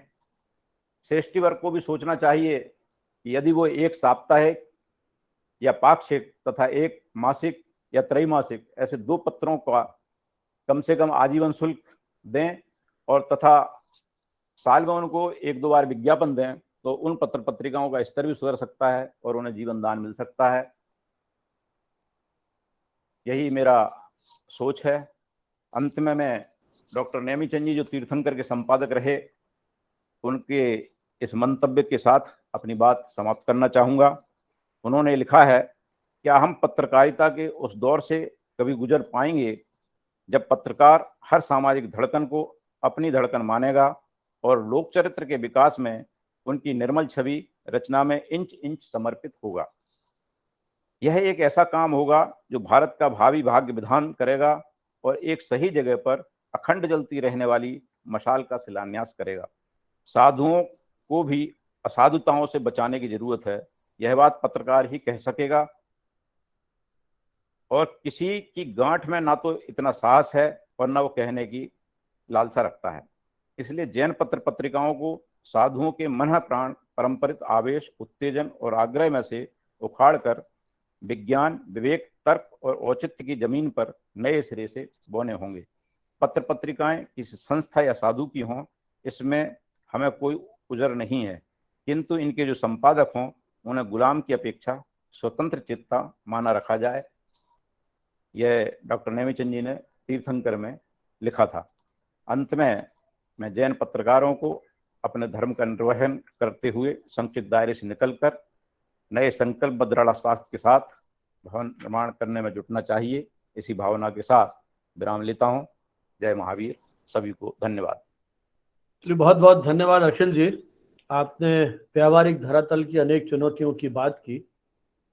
जैन पत्रकार किस तरह से आर्थिक दृष्टि से भी मजबूत होकर के पत्रों का नियमित प्रकाशन कर सकें, और जिस तरह से जैन धर्म अपने आप में विराट मानव मूल्यों को समाहित करते हुए भी अपने तक सीमित है, उसी प्रकार जैन पत्र भी उस विचारपरक सामग्री के बावजूद मानव मूल्यवादी जीवन निर्माणकारी सामग्री प्रस्तुत करने के बावजूद जैन पाठकों तक ही सीमित है। क्या कारण है कि हम विभिन्न विश्वविद्यालयों के पुस्तकालयों में, विभागों में इन जैन पत्रों को पहुंचा सकते हैं ताकि वहां भी दूसरे पाठकों की रीच में वो पहुंच सकें।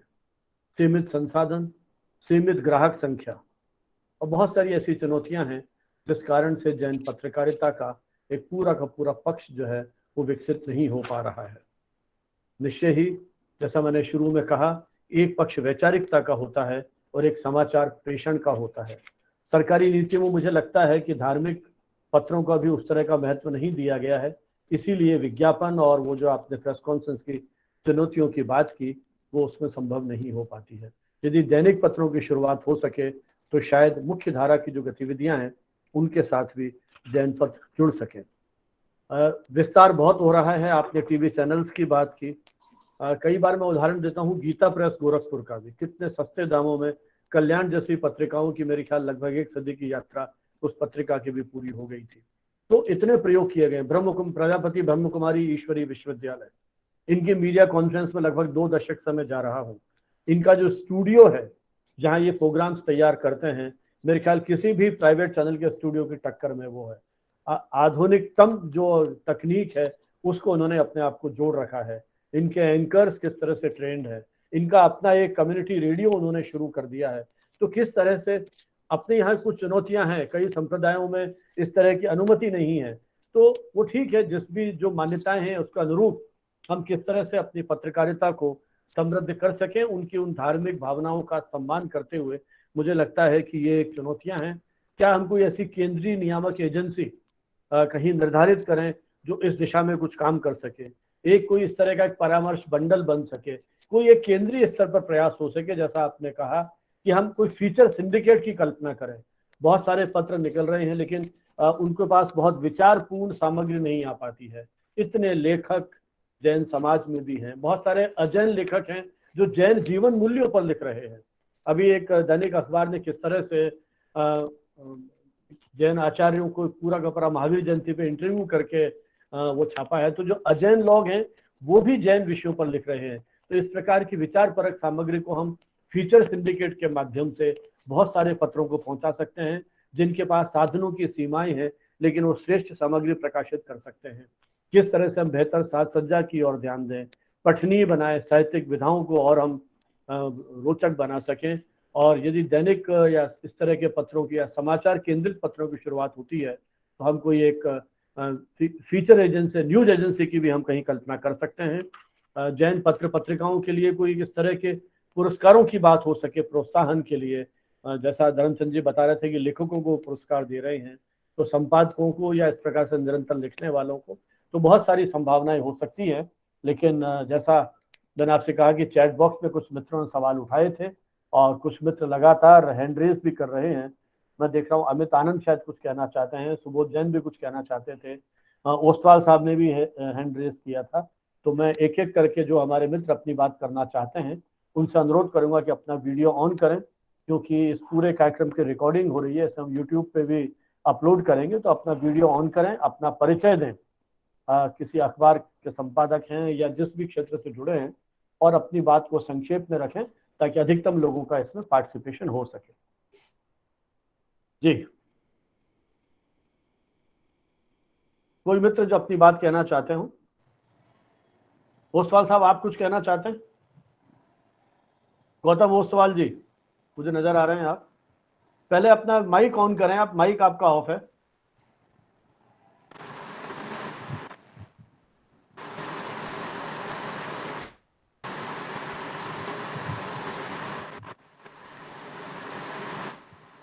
माइक ऑफ है आपका। ऑन हो गया सब? हाँ, अब ऑन हो गया सब जी। सादर जय जिनेंद्र, मेरा ये मानना है कि आज आपने जो कॉन्फ्रेंस आयोजित की है वास्तव में अनेक पत्र पत्रिकाओं के लिए और विशेषकर संपादकों के लिए काफी जागृति का कारण बनी है। और आने वाले समय में जो चेतना समाज के लिए, संघ के लिए, जैन शासन के लिए होनी चाहिए, बहुत अच्छा दिशा निर्देश दिया है और आने वाले समय में ये बहुत ज्यादा कारगर हो सकी है। व्यक्तिगत पत्र पत्रिकाओं को चलाना काफी दुरूह कार्य है, फिर भी संघ समाज का सपोर्ट या उनका संबल मिला, जिसके कारण हम 30-32 सालों की यात्रा संपन्न कर सके हैं। साथ ही साथ यह बहुत बड़ी चुनौती है कि पत्र निकालना, संपादकीय लेख लिखना, समाचारों को संकलन करना, प्रवचनों को लिखना, अनेक लेखों को स्थान देना और विज्ञापन दाताओं को संपर्क करके उस पत्र को बनाए रखना बहुत बड़ी चुनौती है। फिर भी उस कार्य को किया है और कर रहे हैं। तो उसके लिए एक सामूहिक प्रयास हो, एक संगठन के रूप में, ताकि सरकारी संबल भी मिले, सरकारी सहयोग भी मिले और सरकार में एक विशेष मान्यता हो, सरकार उसको सम्मानित रूप से देखे या सम्मान का प्रसंग हो तो सम्मान करे, जैसा भी सुविधा सरकार की हो बने, तो संगठित रूप से इसको किया जा सकता है। परंतु इस कार्य को हम अच्छे रूप से क्यों नहीं कर सकते? क्योंकि संगठन की कमी है। और आज आप लोगों ने जो बात कही है वास्तव में बहुत सराहनीय है। मैं डॉक्टर धर्मचंद जी साहब का, अखिल साहब का और जो संचालन कर रहे हैं आज की सभा का, उन सब का आभारी हूं जिन्होंने बहुत सुंदर तरीके से इस सभा को संबोधित किया। मैं पुनः एक बार आप सभी का आभार प्रकट करता हूं और मुझे विश्वास है आने वाले समय में संपादक वास्तव में एक विद्वत वर्ग की श्रेणी में और जागृति परक कार्यों को करने में सक्षम बन सके, ऐसा कुछ कार्य होना चाहिए, ऐसा मेरा विश्वास है। और इसी भावना के साथ सादर जय हिंद। धन्यवाद ओसवाल साहब। धर्मचंद जी, वो एक चैट बॉक्स में एक सवाल आया था, हाँ, यूजीसी केयर लिस्ट का, आपको कुछ आइडिया है उसका कि कितने देखिए पत्र एक का उसमें तो मैंने उल्लेख किया था, श्रवण पत्रिका जो बनारस से निकलती पार्श्वनाथ विद्यापीठ से, वो है। दूसरी तुलसी प्रज्ञा, वो भी पीयर रिव्यूड है और उसमें पूरी कमेटी बनी हुई है और भेजते भी हैं, सिस्टम से चलते हैं। ये 2 पत्रिकाएं तो है ही हैं, बाकी और पत्रिकाओं में कभी नाम आया था यूजीसी में और कभी हट गया है। मेरे ख्याल से अरहत वचन भी है, अरहत वचन भी अरहत वचन भी होगा। जी। अरहत वचन- नहीं, ये अभी है यूजीसी केयर लिस्ट में। 2017 में बहुत सारे हटा दिए थे, हाँ, अभी बहुत से हट गए। उस समय ऐसा मुझे भी जानकारी यही मिली है मेरे कि ये सब बहुत हट चुके हैं सभी। 2017 में यूजीसी ने बहुत सारे हटा दिए थे। इसके बाद कुछ पैरामीटर्स बनाए हैं कि आप रेफरेंसिंग किस तरह से देंगे, आर्टिकल का एब्स्ट्रैक्ट होना चाहिए, फिर रिसर्च मेथोडोलॉजी होनी चाहिए, वो पूरा एक उन्होंने फॉर्मेट दे रखा है। तो जो जर्नल्स उस फॉर्मेट पे नहीं है उन्होंने उनको हटा दिया है। तो उस दिशा पीयर रिव्यूड हो सकते हैं, हाँ, लेकिन पीयर रिव्यूड के बावजूद यूजीसी केयर लिस्ट में हो ये जरूरी नहीं है। आपने जिन अंग्रेजी पत्रों का जिक्र किया और अंतर्राष्ट्रीय पत्रों का जिक्र किया, उसके लिए हमारे एक स्कोपस में और इंडेक्सिंग होती है पत्रों की। हाँ, तो क्या वो पत्र स्कोपस में कहीं रजिस्टर्ड हैं? यदि नहीं है तो मुझे लगता है कि जो एकेडमिक से जुड़े हुए यहाँ मित्र हैं वो मोटिवेट करें अपने उनमें कि कहीं इस तरह के पत्र, विशेषकर जो एक्सक्लूसिवली रिसर्च बेस्ड हैं, अभी जो जैन स्कॉलर हैं, जो बच्चे पढ़ रहे हैं इसमें, उन लोगों को एडवांटेज होगा, लाभ मिलेगा और वो अपने रिसर्च को और अधिक आगे पहुंचा पाएंगे। इस दिशा में वेबसाइट होनी चाहिए, ये भी कंपलसरी है, और उसकी पॉलिसी क्या है जर्नल की वो भी उसमें डिफाइन होनी चाहिए, है ना। रिसर्च एथिक्स और वो सारे जो उसके पैरामीटर्स हैं उन कसौटियों पर वो सारे पत्र खरे उतरने चाहिए। हाँ, कुछ कह रहे थे आप? नहीं, ये आवश्यकता है इसको आगे बढ़ाने की। जैसे पत्रिकाओं को जो इस फील्ड में अधिक अपना काम कर सकती है उनको इस तरह से कमेटी बना करके और रिव्यू कराना चाहिए। और इस दिशा में कोई अभी 2 जैन पत्र पत्र तो है, में मेरी दृष्टि में भी ऐसा जैन पत्र कोई नहीं है जो यूजीसी को फॉलो करता हो। ISSN नंबर ले रखे हैं, ISSN लेकिन वो नंबर तो मान्य आसानी से वो मिल अलग जाते हैं, बात वो है, कोई ISSN बहुत बड़ी चुनौती नहीं है। सुबोध जैन कुछ कहना चाहते हैं? सुबोध जी, आप कुछ कहना चाहते हैं शायद? जी सर, आप सभी को सादर जय। वीडियो ऑन कीजिए और अपना परिचय भी दे दें तो अच्छा रहेगा। Sir, I am not available video के लिए। एक्चुअल में क्या है, मैं अभी ट्रेवलिंग में हूँ, है ना। और मेरा सुबोध जैन मारोरा और जैन पत्रकारिता पे मेरा रिसर्च चल रहा है, PhD चल रही है। कौन सी यूनिवर्सिटी से कर रहे हैं? तीर्थंकर महावीर यूनिवर्सिटी मुरादाबाद से। मेरा टॉपिक है जैन भारतीय संस्कृति में जैन पत्रकारिता एवं प्रमुख जैन पत्रकारों का परिचय, एक अध्ययन। ठीक है सर। यूजीसी केयर में केवल अभी मेरी जानकारी में जो है 3 जैन पत्रिकाएं हैं, तुलसी प्रज्ञा, अनेकांत सॉरी अनेकांत नहीं, प्राकृत विद्या और श्रवण, अनेकांत और अर्हत वचन थी, वो अब इस साल नहीं है, 2018 के बाद नहीं है, 2017 में हटा हाँ दिया। 17 के बाद से। सर मेरा केवल आप सब इस वेबिनार के माध्यम से ये निवेदन है कि अभी हमारे समाज में करीब 150 से 200 पत्रिकाएं रनिंग में हैं, जो चल रही हैं, लेकिन यूजीसी लिस्टेड में केवल 3 पत्रिकाएं।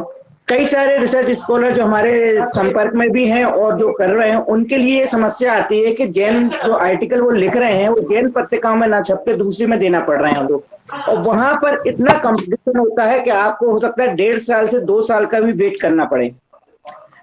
ठीक है, अभी रिसर्च के लिए मैंने अपने कुछ आर्टिकल, करीब 5 से 7 आर्टिकल भेजे हुए हैं, लेकिन है ना जैन पत्रिकाओं में से केवल 3 है, और 3 पे भी इतनी वेटिंग चल रही है कि मुझे नहीं लगता कि वो आगे आने वाले 2 साल तक मेरा आर्टिकल वहां पर पहुंच पाए, जबकि वहां से ओके होके आ गया, उन संपादकों ने, माननीय संपादकों ने उसको ओके कर दिया है सारी चीजें, लेकिन वेटिंग में है। तो सर क्या इस वेबिनार के माध्यम से मैं ये कहना चाहता हूँ कि हम इस तरह का कुछ ऐसा नहीं कर सकते कि ना जैन शोधार्थियों के लिए, रिसर्च स्कॉलर्स के लिए कुछ पत्रिकाएं यूजीसी केयर में दी। मेरी एक संपादक महोदय से बात हुई थी एक समय, जिनकी पत्रिका पहले यूजीसी केयर में थी, अब नहीं है। उन्होंने स्पष्ट बोला था कि हमको क्या फायदा है कि यूजीसी केयर में हम इसको नॉमिनेट करवाएं, हमारी पत्रिका को क्या फायदा होता है। भाई आर्टिकल लिखने वाला लिख देता है, छाप देते हैं, उसको वहां पर है ना मार्किंग मिल जाती है, लेकिन हमारे को क्या फायदा होता है। उल्टा हमको यूजीसी केयर में कुछ पे और करना पड़ता है, वो पे मतलब वैसे ही हम पत्रिका नहीं चला पाते हैं और वहां अलग पे करना। सर इसका कहीं कहीं मैं यूजीसी से जुड़ा हुआ हूँ, कोई पेमेंट नहीं करना पड़ता है। सर उन संपादक महोदय के ये अच्छी बात है आपने मुझे बताया, उन संपादक महोदय के ये शब्द थे। आदरणीय अखिल जी साहब बैठे हुए हैं, मैं उनसे कहना चाहता हूं कि पत्र संपादक संघ की तरफ से अगर आप इस तरह को कुछ नया प्रयोग चालू करें कि यूजीसी केयर लिस्टेड पत्रिकाएं कुछ चालू हुए अपने यहाँ, जो ऑलरेडी चल रही हैं, अच्छी शोध पत्रिकाएं हैं, करीब 20 पत्रिकाएं मेरे पास में आती हैं जो शोध पत्रिकाएं, जिनमें आर्टिकल बहुत अच्छे आते हैं, लेकिन वो यूजीसी केयर में नहीं है। सर अगर आप आदरणीय संजीव सर जो कह रहे हैं कि वहां कोई चार्जेस नहीं, तो अगर हम इसको प्रयास करें तो उन 20 पत्रिकाओं में से केवल 5 से 7 पत्रिकाएं भी यूजीसी केयर में लिस्टेड हो जाएं। मैंने अभी आपसे कहा यूजीसी की वेबसाइट पे सारी डिटेल्स दी गई हैं, आप भी देख सकते हैं। तो वहां केवल 3 पत्रिकाएं आ रही हैं, जैन पत्रिका में वही है ना। मुझे लगता है कि अभी ओरिएंटेशन नहीं है उस तरह का, और यूजीसी की जो गाइडलाइंस हैं उसमें एक फॉर्मेट है, अधिकांश जैन पत्रिकाएं उस फॉर्मेट पे नहीं निकल रही हैं, और जो शोध परक है, जैसे फॉर एग्जांपल जिनवानी धर्मचंद जी इतने समय से निकाल रहे हैं, अब उसमें क्योंकि समाचार भी हैं, उसमें जनरल आर्टिकल्स भी हैं, तो ऐसे पत्र यूजीसी केयर लिस्ट में आने में नहीं आता है कि दिक्कत आएगी। एक्सक्लूसिवली रिसर्च बेस्ड हो, और रिसर्च में भी उसका फॉर्मेट है कि किस तरह से आप देंगे। अपना कम्युनिकेशन टुडे 2017 तक यूजीसी में लिस्टेड था, इसके बाद मैंने अप्लाई किया, मैं खुद उसको अभी तक उसको नहीं करा पा रहा हूँ, तो वहाँ पूना में इनका ऑफिसर उसके माध्यम से होता है। तो इस वेबिनार का मुझे लगता है कि एक दिशा बोध हम लोगों को मिला है। बिल्कुल सर जी, और हमारे जो और मित्र हैं उनसे मेरा निवेदन है कि उस दिशा में चिंतन करें और इन जैन पत्रों को यूजीसी केयर लिस्ट में लाएं। इससे अपने को एक इंटरनेशनल एक्सपोजर भी मिलेगा और अपनी एक पहचान बनेगी पत्रों को यूजीसी केयर लिस्ट में आना। मुझे लगता है अपने आप में एक बड़ी बात है। प्रोफेसर निशा पवार भी हमारे साथ हैं। जी sir, thank you. Mass communication department की हेड हैं, उनका भी मुझे नाम दिखा है इसमें अभी। यदि निशा जी कुछ कहना चाहती हो, क्योंकि आपके वहाँ के विद्यार्थी भी जैन पत्रकारिता पर काम कर रहे हैं। हाँ निशा जी। जी नमस्ते सर। हाँ जी, बस आपकी प्रेरणा से महाराष्ट्र में जैन पत्रकारिता इस विषय पे दीपक कुन्नूरे, जो कुन्नूरे उनका सरनेम है, वो पीएचडी के छात्र हैं। वो महाराष्ट्र की जैन पत्रकारिता के ऊपर अभी पीएचडी कर रहे हैं। तो सर ये हम लोगों को जब ये सब शोध कार्य हमारा चल रहा है अभी, हालांकि उनका 1 साल लगेगा और, लेकिन आपका मार्गदर्शन चाहिए था। और ये जैन पत्रकारिता की जो बात चल रही थी, बहुत ही अच्छी तरह से जो चैलेंजेस है उसके बारे में बात हुई। तो मुझे सर ये जानना था कि जो जैन पत्रकारिता है, हालांकि हिंदी में सबसे ज्यादा जैन पत्रकारिता निकलती है, उसके बाद मराठी होगी, गुजराती, तमिल, तेलुगु, संस्कृत और अंग्रेजी। तो सर इस कैटेगरी में जी बंगला, तो इस कैटेगरी में सर सबसे ज्यादा जैन पत्रकार ये कहाँ से है? मतलब हिंदी भाषी क्षेत्र से है, उसके बाद गुजराती है। इस तरह का कोई रिसर्च अवेलेबल है क्या सर? इस तरह का कोई शोध हुआ है क्या? एक जैन तीर्थंकर का विशेषांक निकला था तीर्थंकर का, उसमें अखिल जी जैन वो पत्रकारिता बहुत- 1975 का निकला हुआ है, अब उसमें तो मुझे लग रहा है सारे डेटा बदल गए होंगे। हाँ बहुत कुछ चेंज हो गया उसमें। 75 के बाद तो इस तरह का नहीं, वो तो मुझे लगता है जो शोधार्थी है उन्हें मेहनत करनी पड़ेगी। मैंने आपसे कहा सबसे बड़ी चुनौती ये है कि जैन पत्र पत्रिकाएं विश्वविद्यालयों के पुस्तकालयों में नहीं है, सूचना केंद्रों में नहीं है।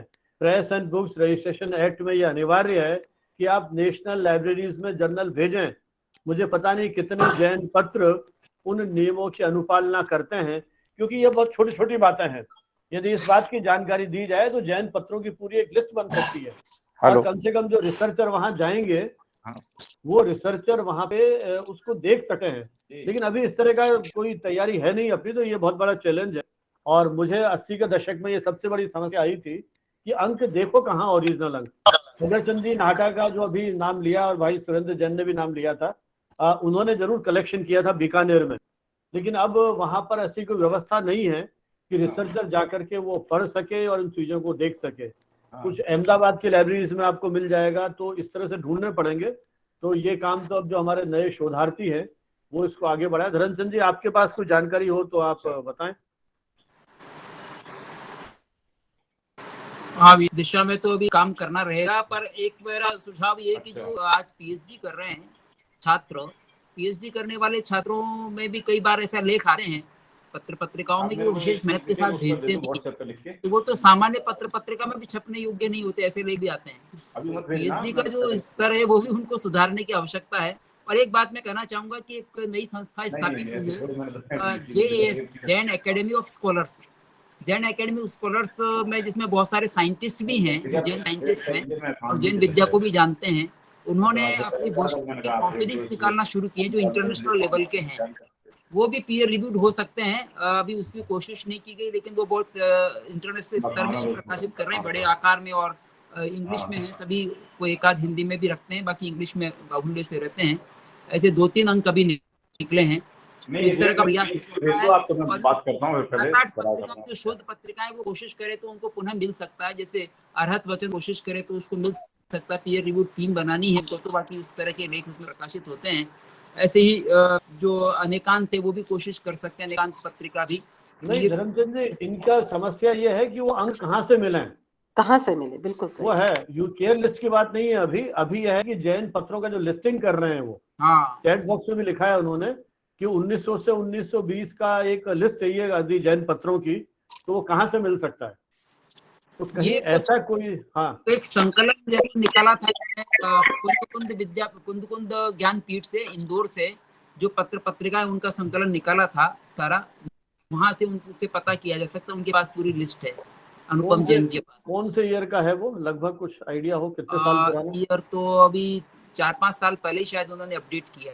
सर वो रिसर्च जर्नल हम लोगों ने देखी है जो आप बता रहे हैं, कुंद विद्यापीठ से जो है, वो हमारे पास है सर उसका विशेषांक। अच्छा। लेकिन बात यह है कि ये जो अभी नए आयाम क्या है इसके सामने, ये थोड़ा सा इस तरह की बात होनी चाहिए सर। 80 तक तो हमारे पास डेटा है, 80 तक जो भानव सर जी ने किया या आप बता रहे हैं वो इंदौर से निकलता है। ज्ञानपीठ से जो निकली है उन सब में कई पत्र पत्रिकाएं बंद हो गई हैं जिनको वो चालू दिखा रहे हैं अभी। वो डेटा परफेक्ट नहीं है। ये 20 साल में क्या बदलाव है? एक डाटा है, मैंने लगभग 2020 तक की पत्रिकाओं को 90% तक को कवर कर लिया है। मैं मैडम को चाहूंगा तो उपलब्ध करा दूंगा, वो डाटा मेरे पास में है 20 तक। और 20 के बाद में जनरली एक आध कोई पत्रिका बड़ी होगी या बंद हुई होंगी, 2-4 बंद हुई होंगी। मैं मैडम आपको उपलब्ध करा दूंगा। हमें भी भिजवाइए आप। जी जी हमें भी धन्यवाद। सुबोध जी, आपने इसमें रजिस्ट्रेशन कराया ना वेबिनार में? जी सर, मैंने रजिस्ट्रेशन किया हुआ है। तो फिर आपका फोन नंबर हमारे पास है, तो हम आपसे संपर्क करके फिर इसको विषय को आगे बढ़ाएंगे। ठीक है सर, ठीक है। धन्यवाद सर, धन्यवाद। रेनू जैन ये भी शायद कुछ कहना चाहती हैं।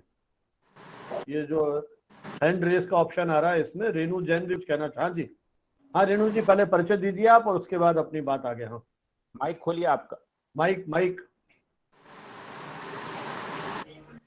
सर जय जिनेंद्र। जी जय जिनेंद्र। हाँ जी, मैं त्रिनगर दिल्ली से हूँ और मैं पीएचडी कर रही हूँ TMU तीर्थंकर महावीरा यूनिवर्सिटी से। तो हमें भी ना शोध पत्र के लिए ही ये यूजीसी की गाइडलाइन के अंदर था, और अगर जैसे 3 महीने का कोई सेमिनार या कुछ हो जिससे कि हमें शोध पत्र किस तरह से लिखा जाए और आगे पत्रकारिता में भी हमारे को हेल्पफुल हो, तो हम वो कोर्स भी कर सकते हैं ये पीएचडी करते हुए। तो अगर हमें इस तरह से कोई रेफरेंस या मतलब हेल्प मिल जाए तो और भी सोने में सुहागा हो जाए। पेपर कैसे लिखते हैं ये तो आपको कोर्स वर्क में बताया होगा ना उस यूनिवर्सिटी में। लिया है जैसे पत्रकारिता के द्वारा ये सब चीजें होती है ना, थोड़ा और अच्छी तरह से नॉलेज मिल जाए वो तो किया है, क्योंकि सारा इंग्लिश वर्क में होता है जो कोर्स वर्क करवाते हैं। हमने यूट्यूब पे करके ना हिंदी में देख के तब उसको कोर्स वर्क को क्लियर किया है, पर उतनी हिंदी और इंग्लिश में बहुत अंतर है। कौन सी यूनिवर्सिटी से कर रहे हैं आप? यूनिवर्सिटी का नाम? शंकर महावीर। शंकर महावीर। अच्छा, मुरादाबाद। हाँ जी, हाँ जी। तो वहाँ भी तो है जर्नलिज्म का कोर्स, मैं तो आया हूँ एक बार वहाँ। हाँ सर, हमें तो फिर साइड 3 महीने का जैसे डिप्लोमा कोर्स होता है, सर्टिफिकेट होता है, इस तरह का चाहिए, थोड़ा सा बेनिफिट हो जाता है। 3 महीने के सर्टिफिकेट कोर्स जर्नलिज्म में कहीं नहीं है, और डिप्लोमा कोर्सेज भी धीरे धीरे वाइंड अप हो गए, स्क्रैप कर दिया मास्टर्स, और ये अंडर ग्रेजुएट कोर्सेज हैं। और डिप्लोमा कॉरेस्पॉन्डेंस के साथ तो इग्नू में आप ट्राई कर सकते हो, इग्नू में है जर्नलिज्म के डिप्लोमा, है ना, वहाँ आप उनकी वेबसाइट देख लीजिए, दिल्ली में ही है इग्नू, तो वहाँ पे आप मैदानगढ़ी में है, आप चाहें तो देख सकते हैं, वेबसाइट पे देख लीजिए, है ना। बाकी डिप्लोमा तो मेरे ख्याल अब कहीं नहीं है ना। ठीक है जी। हाँ, बस यूजीसी की गाइडलाइन में ना जैसे छप्पे और ये 3 ही थी ना। हाँ, वो सब तो अभी बात हुई है, तो हम थोड़ा मोटिवेट करेंगे हमारे मित्रों को कि इस दिशा में ध्यान दें, है ना। और आपका ना व्याख्यान बहुत बढ़िया लगा, और धर्मचंद सर चलिए, थैंक यू, थैंक यू। जय हिंद सर। जय जिनेंद्र। जय जिनेंद्र। कोई और मित्र हमारा कोई टिप्पणी नहीं तो फिर धन्यवाद ज्ञापन करें और समाप्त करें। जय जिनेंद्र, मैं पूना से डॉक्टर मंजू चोपड़ा काकरिया। जी जी, संजीव जी शायद काकरिया होने से हाँ, पहचान लिया मैंने। मैं पहली बार आपके इस वेबिनार से जुड़ी हूँ। भाई शरद ने मुझे आज ही इसकी लिंक भेजी थी और मैंने रजिस्ट्रेशन करा लिया, और मुझे आज बहुत आनंद आया क्योंकि मैं बहुत सारी चीजों से अनभिज्ञ थी और बहुत सारी चीजें मुझे पता चली। मुझे ये पता चला कि किस तरीके से जैन पत्रकारिता कितनी आगे बढ़ी हुई है, और हमें उनके बारे में छुटपुट जानकारी है, पूरा पता नहीं चल पाता है। और एक साथ इतने विद्वानों को सुनकर मैं तो अभिभूत हो गई हूँ, बहुत अच्छा लगा। और संजीव जी आगे भी मुझे इसी प्रकार जोड़ते रहिए ताकि मैं भी कुछ कह सकूं, कर सकूं। बस इतना ही कहूंगी। बहुत बहुत धन्यवाद। चलिए, बहुत धन्यवाद आपके उत्साह वर्धन के लिए। ये हमारी 46th वेबिनार है जो हम इस सीरीज में कर रहे हैं, और अगली वेबिनार अगले रविवार को है सुबह 11 बजे। अब की बार विषय हमारा है राजस्थानी सिनेमा, दशा और दिशा।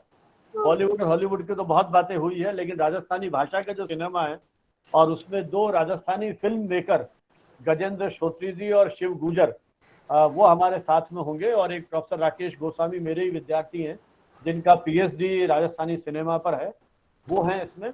और उसके बाद अगला 3 मई को सुबह 11 बजे हम लोग, जो उस दिन विश्व प्रेस स्वतंत्रता दिवस है और यूनेस्को ने एक विषय निर्धारित किया है उसके लिए, जर्नलिज्म अंडर डिजिटल सीज, पत्रकारिता किस तरह से डिजिटल दौर में के कब्जे में आ गई है। तो इसमें अमर उजाला के डिजिटल एडिटर हैं जयदीप कार्निक, वो हमारे साथ हैं। हिंदुस्तान टाइम्स में लगभग 2 दशक तक काम किया है राजेश महापात्रा जी ने, उड़ीसा के हैं। उन्होंने पूरा हिंदुस्तान टाइम्स को डिजिटल रूप में तैयार करने में बहुत बड़ा योगदान रहा, और अमेरिकन और इंग्लैंड के अखबारों में काम किया, एसोसिएटेड प्रेस में काम किया, वो हमारे साथ होंगे। और एडमास यूनिवर्सिटी कलकत्ता के प्रो वाइस चांसलर, और आजकल बांग्लादेश में एक यूनिवर्सिटी है उसके एडवाइजर हमारे मित्र हैं प्रोफेसर उज्जवल चौधरी, ये 3 जने उसमें होंगे। तो अगले रविवार को 24 अप्रैल और 3 मई को, 3 मई विश्व प्रेस स्वतंत्रता दिवस है, शायद सोमवार या मंगलवार है उस दिन। तो ये 2 आयोजन हमारे निर्धारित हो चुके हैं अभी। तो ऑलमोस्ट ये पूरी सीरीज है, और सोशल मीडिया के माध्यम से जो मित्र रजिस्टर्ड हो गए हैं उनको मैं नियमित भेजता रहूँगा, और बाकी को सोशल मीडिया और फेसबुक और इसके माध्यम से हम लोग इसको प्रचारित कर रहे हैं। इसमें हमारा जो टेक्निकल सहयोग है वो डॉक्टर पृथ्वी सेंगर, जो मेरी रिसर्च स्कॉलर रही हैं, उनका बड़ा सहयोग है, और सर्टिफिकेट उन्हीं के माध्यम से पहुंचेंगे आपके पास। और वो इस समय मेरठ की IIMT यूनिवर्सिटी है, तो वहाँ जर्नलिज्म पढ़ा रही हैं। और करीब रजिस्ट्रेशन जो हमारे हुए हैं वो 126 के आसपास रजिस्ट्रेशन हुए हैं पूरे वेबिनार में। और बाकी कई मित्र ऐसे भी हैं जो रजिस्ट्रेशन नहीं कराया, क्योंकि रजिस्ट्रेशन का एक इतना सा है कि हमारा रिकॉर्ड बन जाता है और एक सर्टिफिकेट हम लोग जो रजिस्टर्ड हमारे पार्टिसिपेंट्स हैं, जो गूगल फॉर्म हमने आपको शेयर किया था उसके माध्यम से। तो ये एक कोरोना काल की उन सारी चुनौतियों के बीच मुझे लगता है ये शायद मनुष्य की जिजीविषा है कि उसने उन चुनौतियों के बीच में एक नया विकल्प तैयार किया। अब देश के अलग अलग हिस्सों में हम बैठे हुए हैं, कहाँ पूना में, कहाँ इंदौर में, कहाँ भोपाल में, कहाँ कोल्हापुर में, कहाँ मुरादाबाद में, अलग अलग हिस्सों में बैठ करके भी बस केवल चाय और भोजन का आनंद हम नहीं ले पा रहे हैं, बाकी चर्चा तो वैसे ही हो रही है। तो हमें लगा, अब मुझे लगता है आने वाले जो न्यू नॉर्म्स की हम बात करते हैं, तो ऑफलाइन और ये ऑनलाइन ये साथ साथ चलेगा और किसी तरह का खर्चा नहीं, और वैचारिक ऊर्जा या वैचारिक भूख जो हमारी है वो इससे शांत होती है। आप देखिए 2 घंटे का समय हो गया है और लग रहा है कि भी और इस पर चर्चा करते चले जाएं। तो ये मुझे लग रहा है कि एक बहुत बड़ा मंच या विकल्प हम लोगों को मिल गया है अपने इस शैक्षिक विचार को।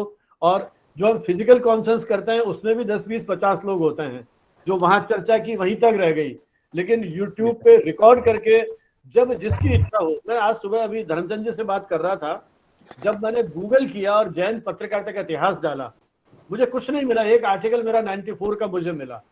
तो साहब हमने अपनी इस पूरी विरासत को संजो के शायद नहीं रख पाए हैं। अलग अलग लोग काम कर रहे हैं, लेकिन जो लोग जो हमारे रिसर्चर हैं, आपने देखा उनकी व्यथा, उनकी पीड़ा, कहाँ से सामग्री लेकर के आए। तो हम कोशिश करेंगे कि ये सारी चीजें अब ये जो नई टेक्नोलॉजी आ गई है इसके माध्यम से हमारे युवाओं तक पहुंचे, और जो मुख्य धारा का मीडिया है, और जब कभी भारत का साहित्यिक सांस्कृतिक इतिहास लेखन होगा, मुझे लगता है जैन पत्रकारिता के जो सोर्सेज हैं वो इतने महत्वपूर्ण हैं, तो कम से कम उनका भी तो उपयोग हो। अछूत है, उपेक्षित हैं बिल्कुल। तो इन छोटे छोटे प्रयासों से हम यही चाहते हैं कि जो हमारे शोधार्थी हैं इन ओरिजिनल सोर्सेज का उपयोग करके न सिर्फ अपने विषय को बेहतर ढंग से प्रस्तुत कर सकें, बल्कि प्रकारांतर से जैन पत्रकारिता, जैन साहित्य, जैन साहित्यकार, लेखक, विचारक, इनके योगदान को भी कहीं स्थायी बनाने में अपना योगदान दे पाएं। यही अपना एक मिशन, उद्देश्य और छोटा सा प्रयास है। इसमें इन आप सबकी जो हमें एक तरह से आहुति मिली है, सहयोग मिला है, प्रेरणा मिली है, उत्साहवर्धन मिला है, बहुत बहुत धन्यवाद। जय हिंद, जय भारत, जय महाराज। संजीव जी, पुरानी लिंक, पुराने लेक्चर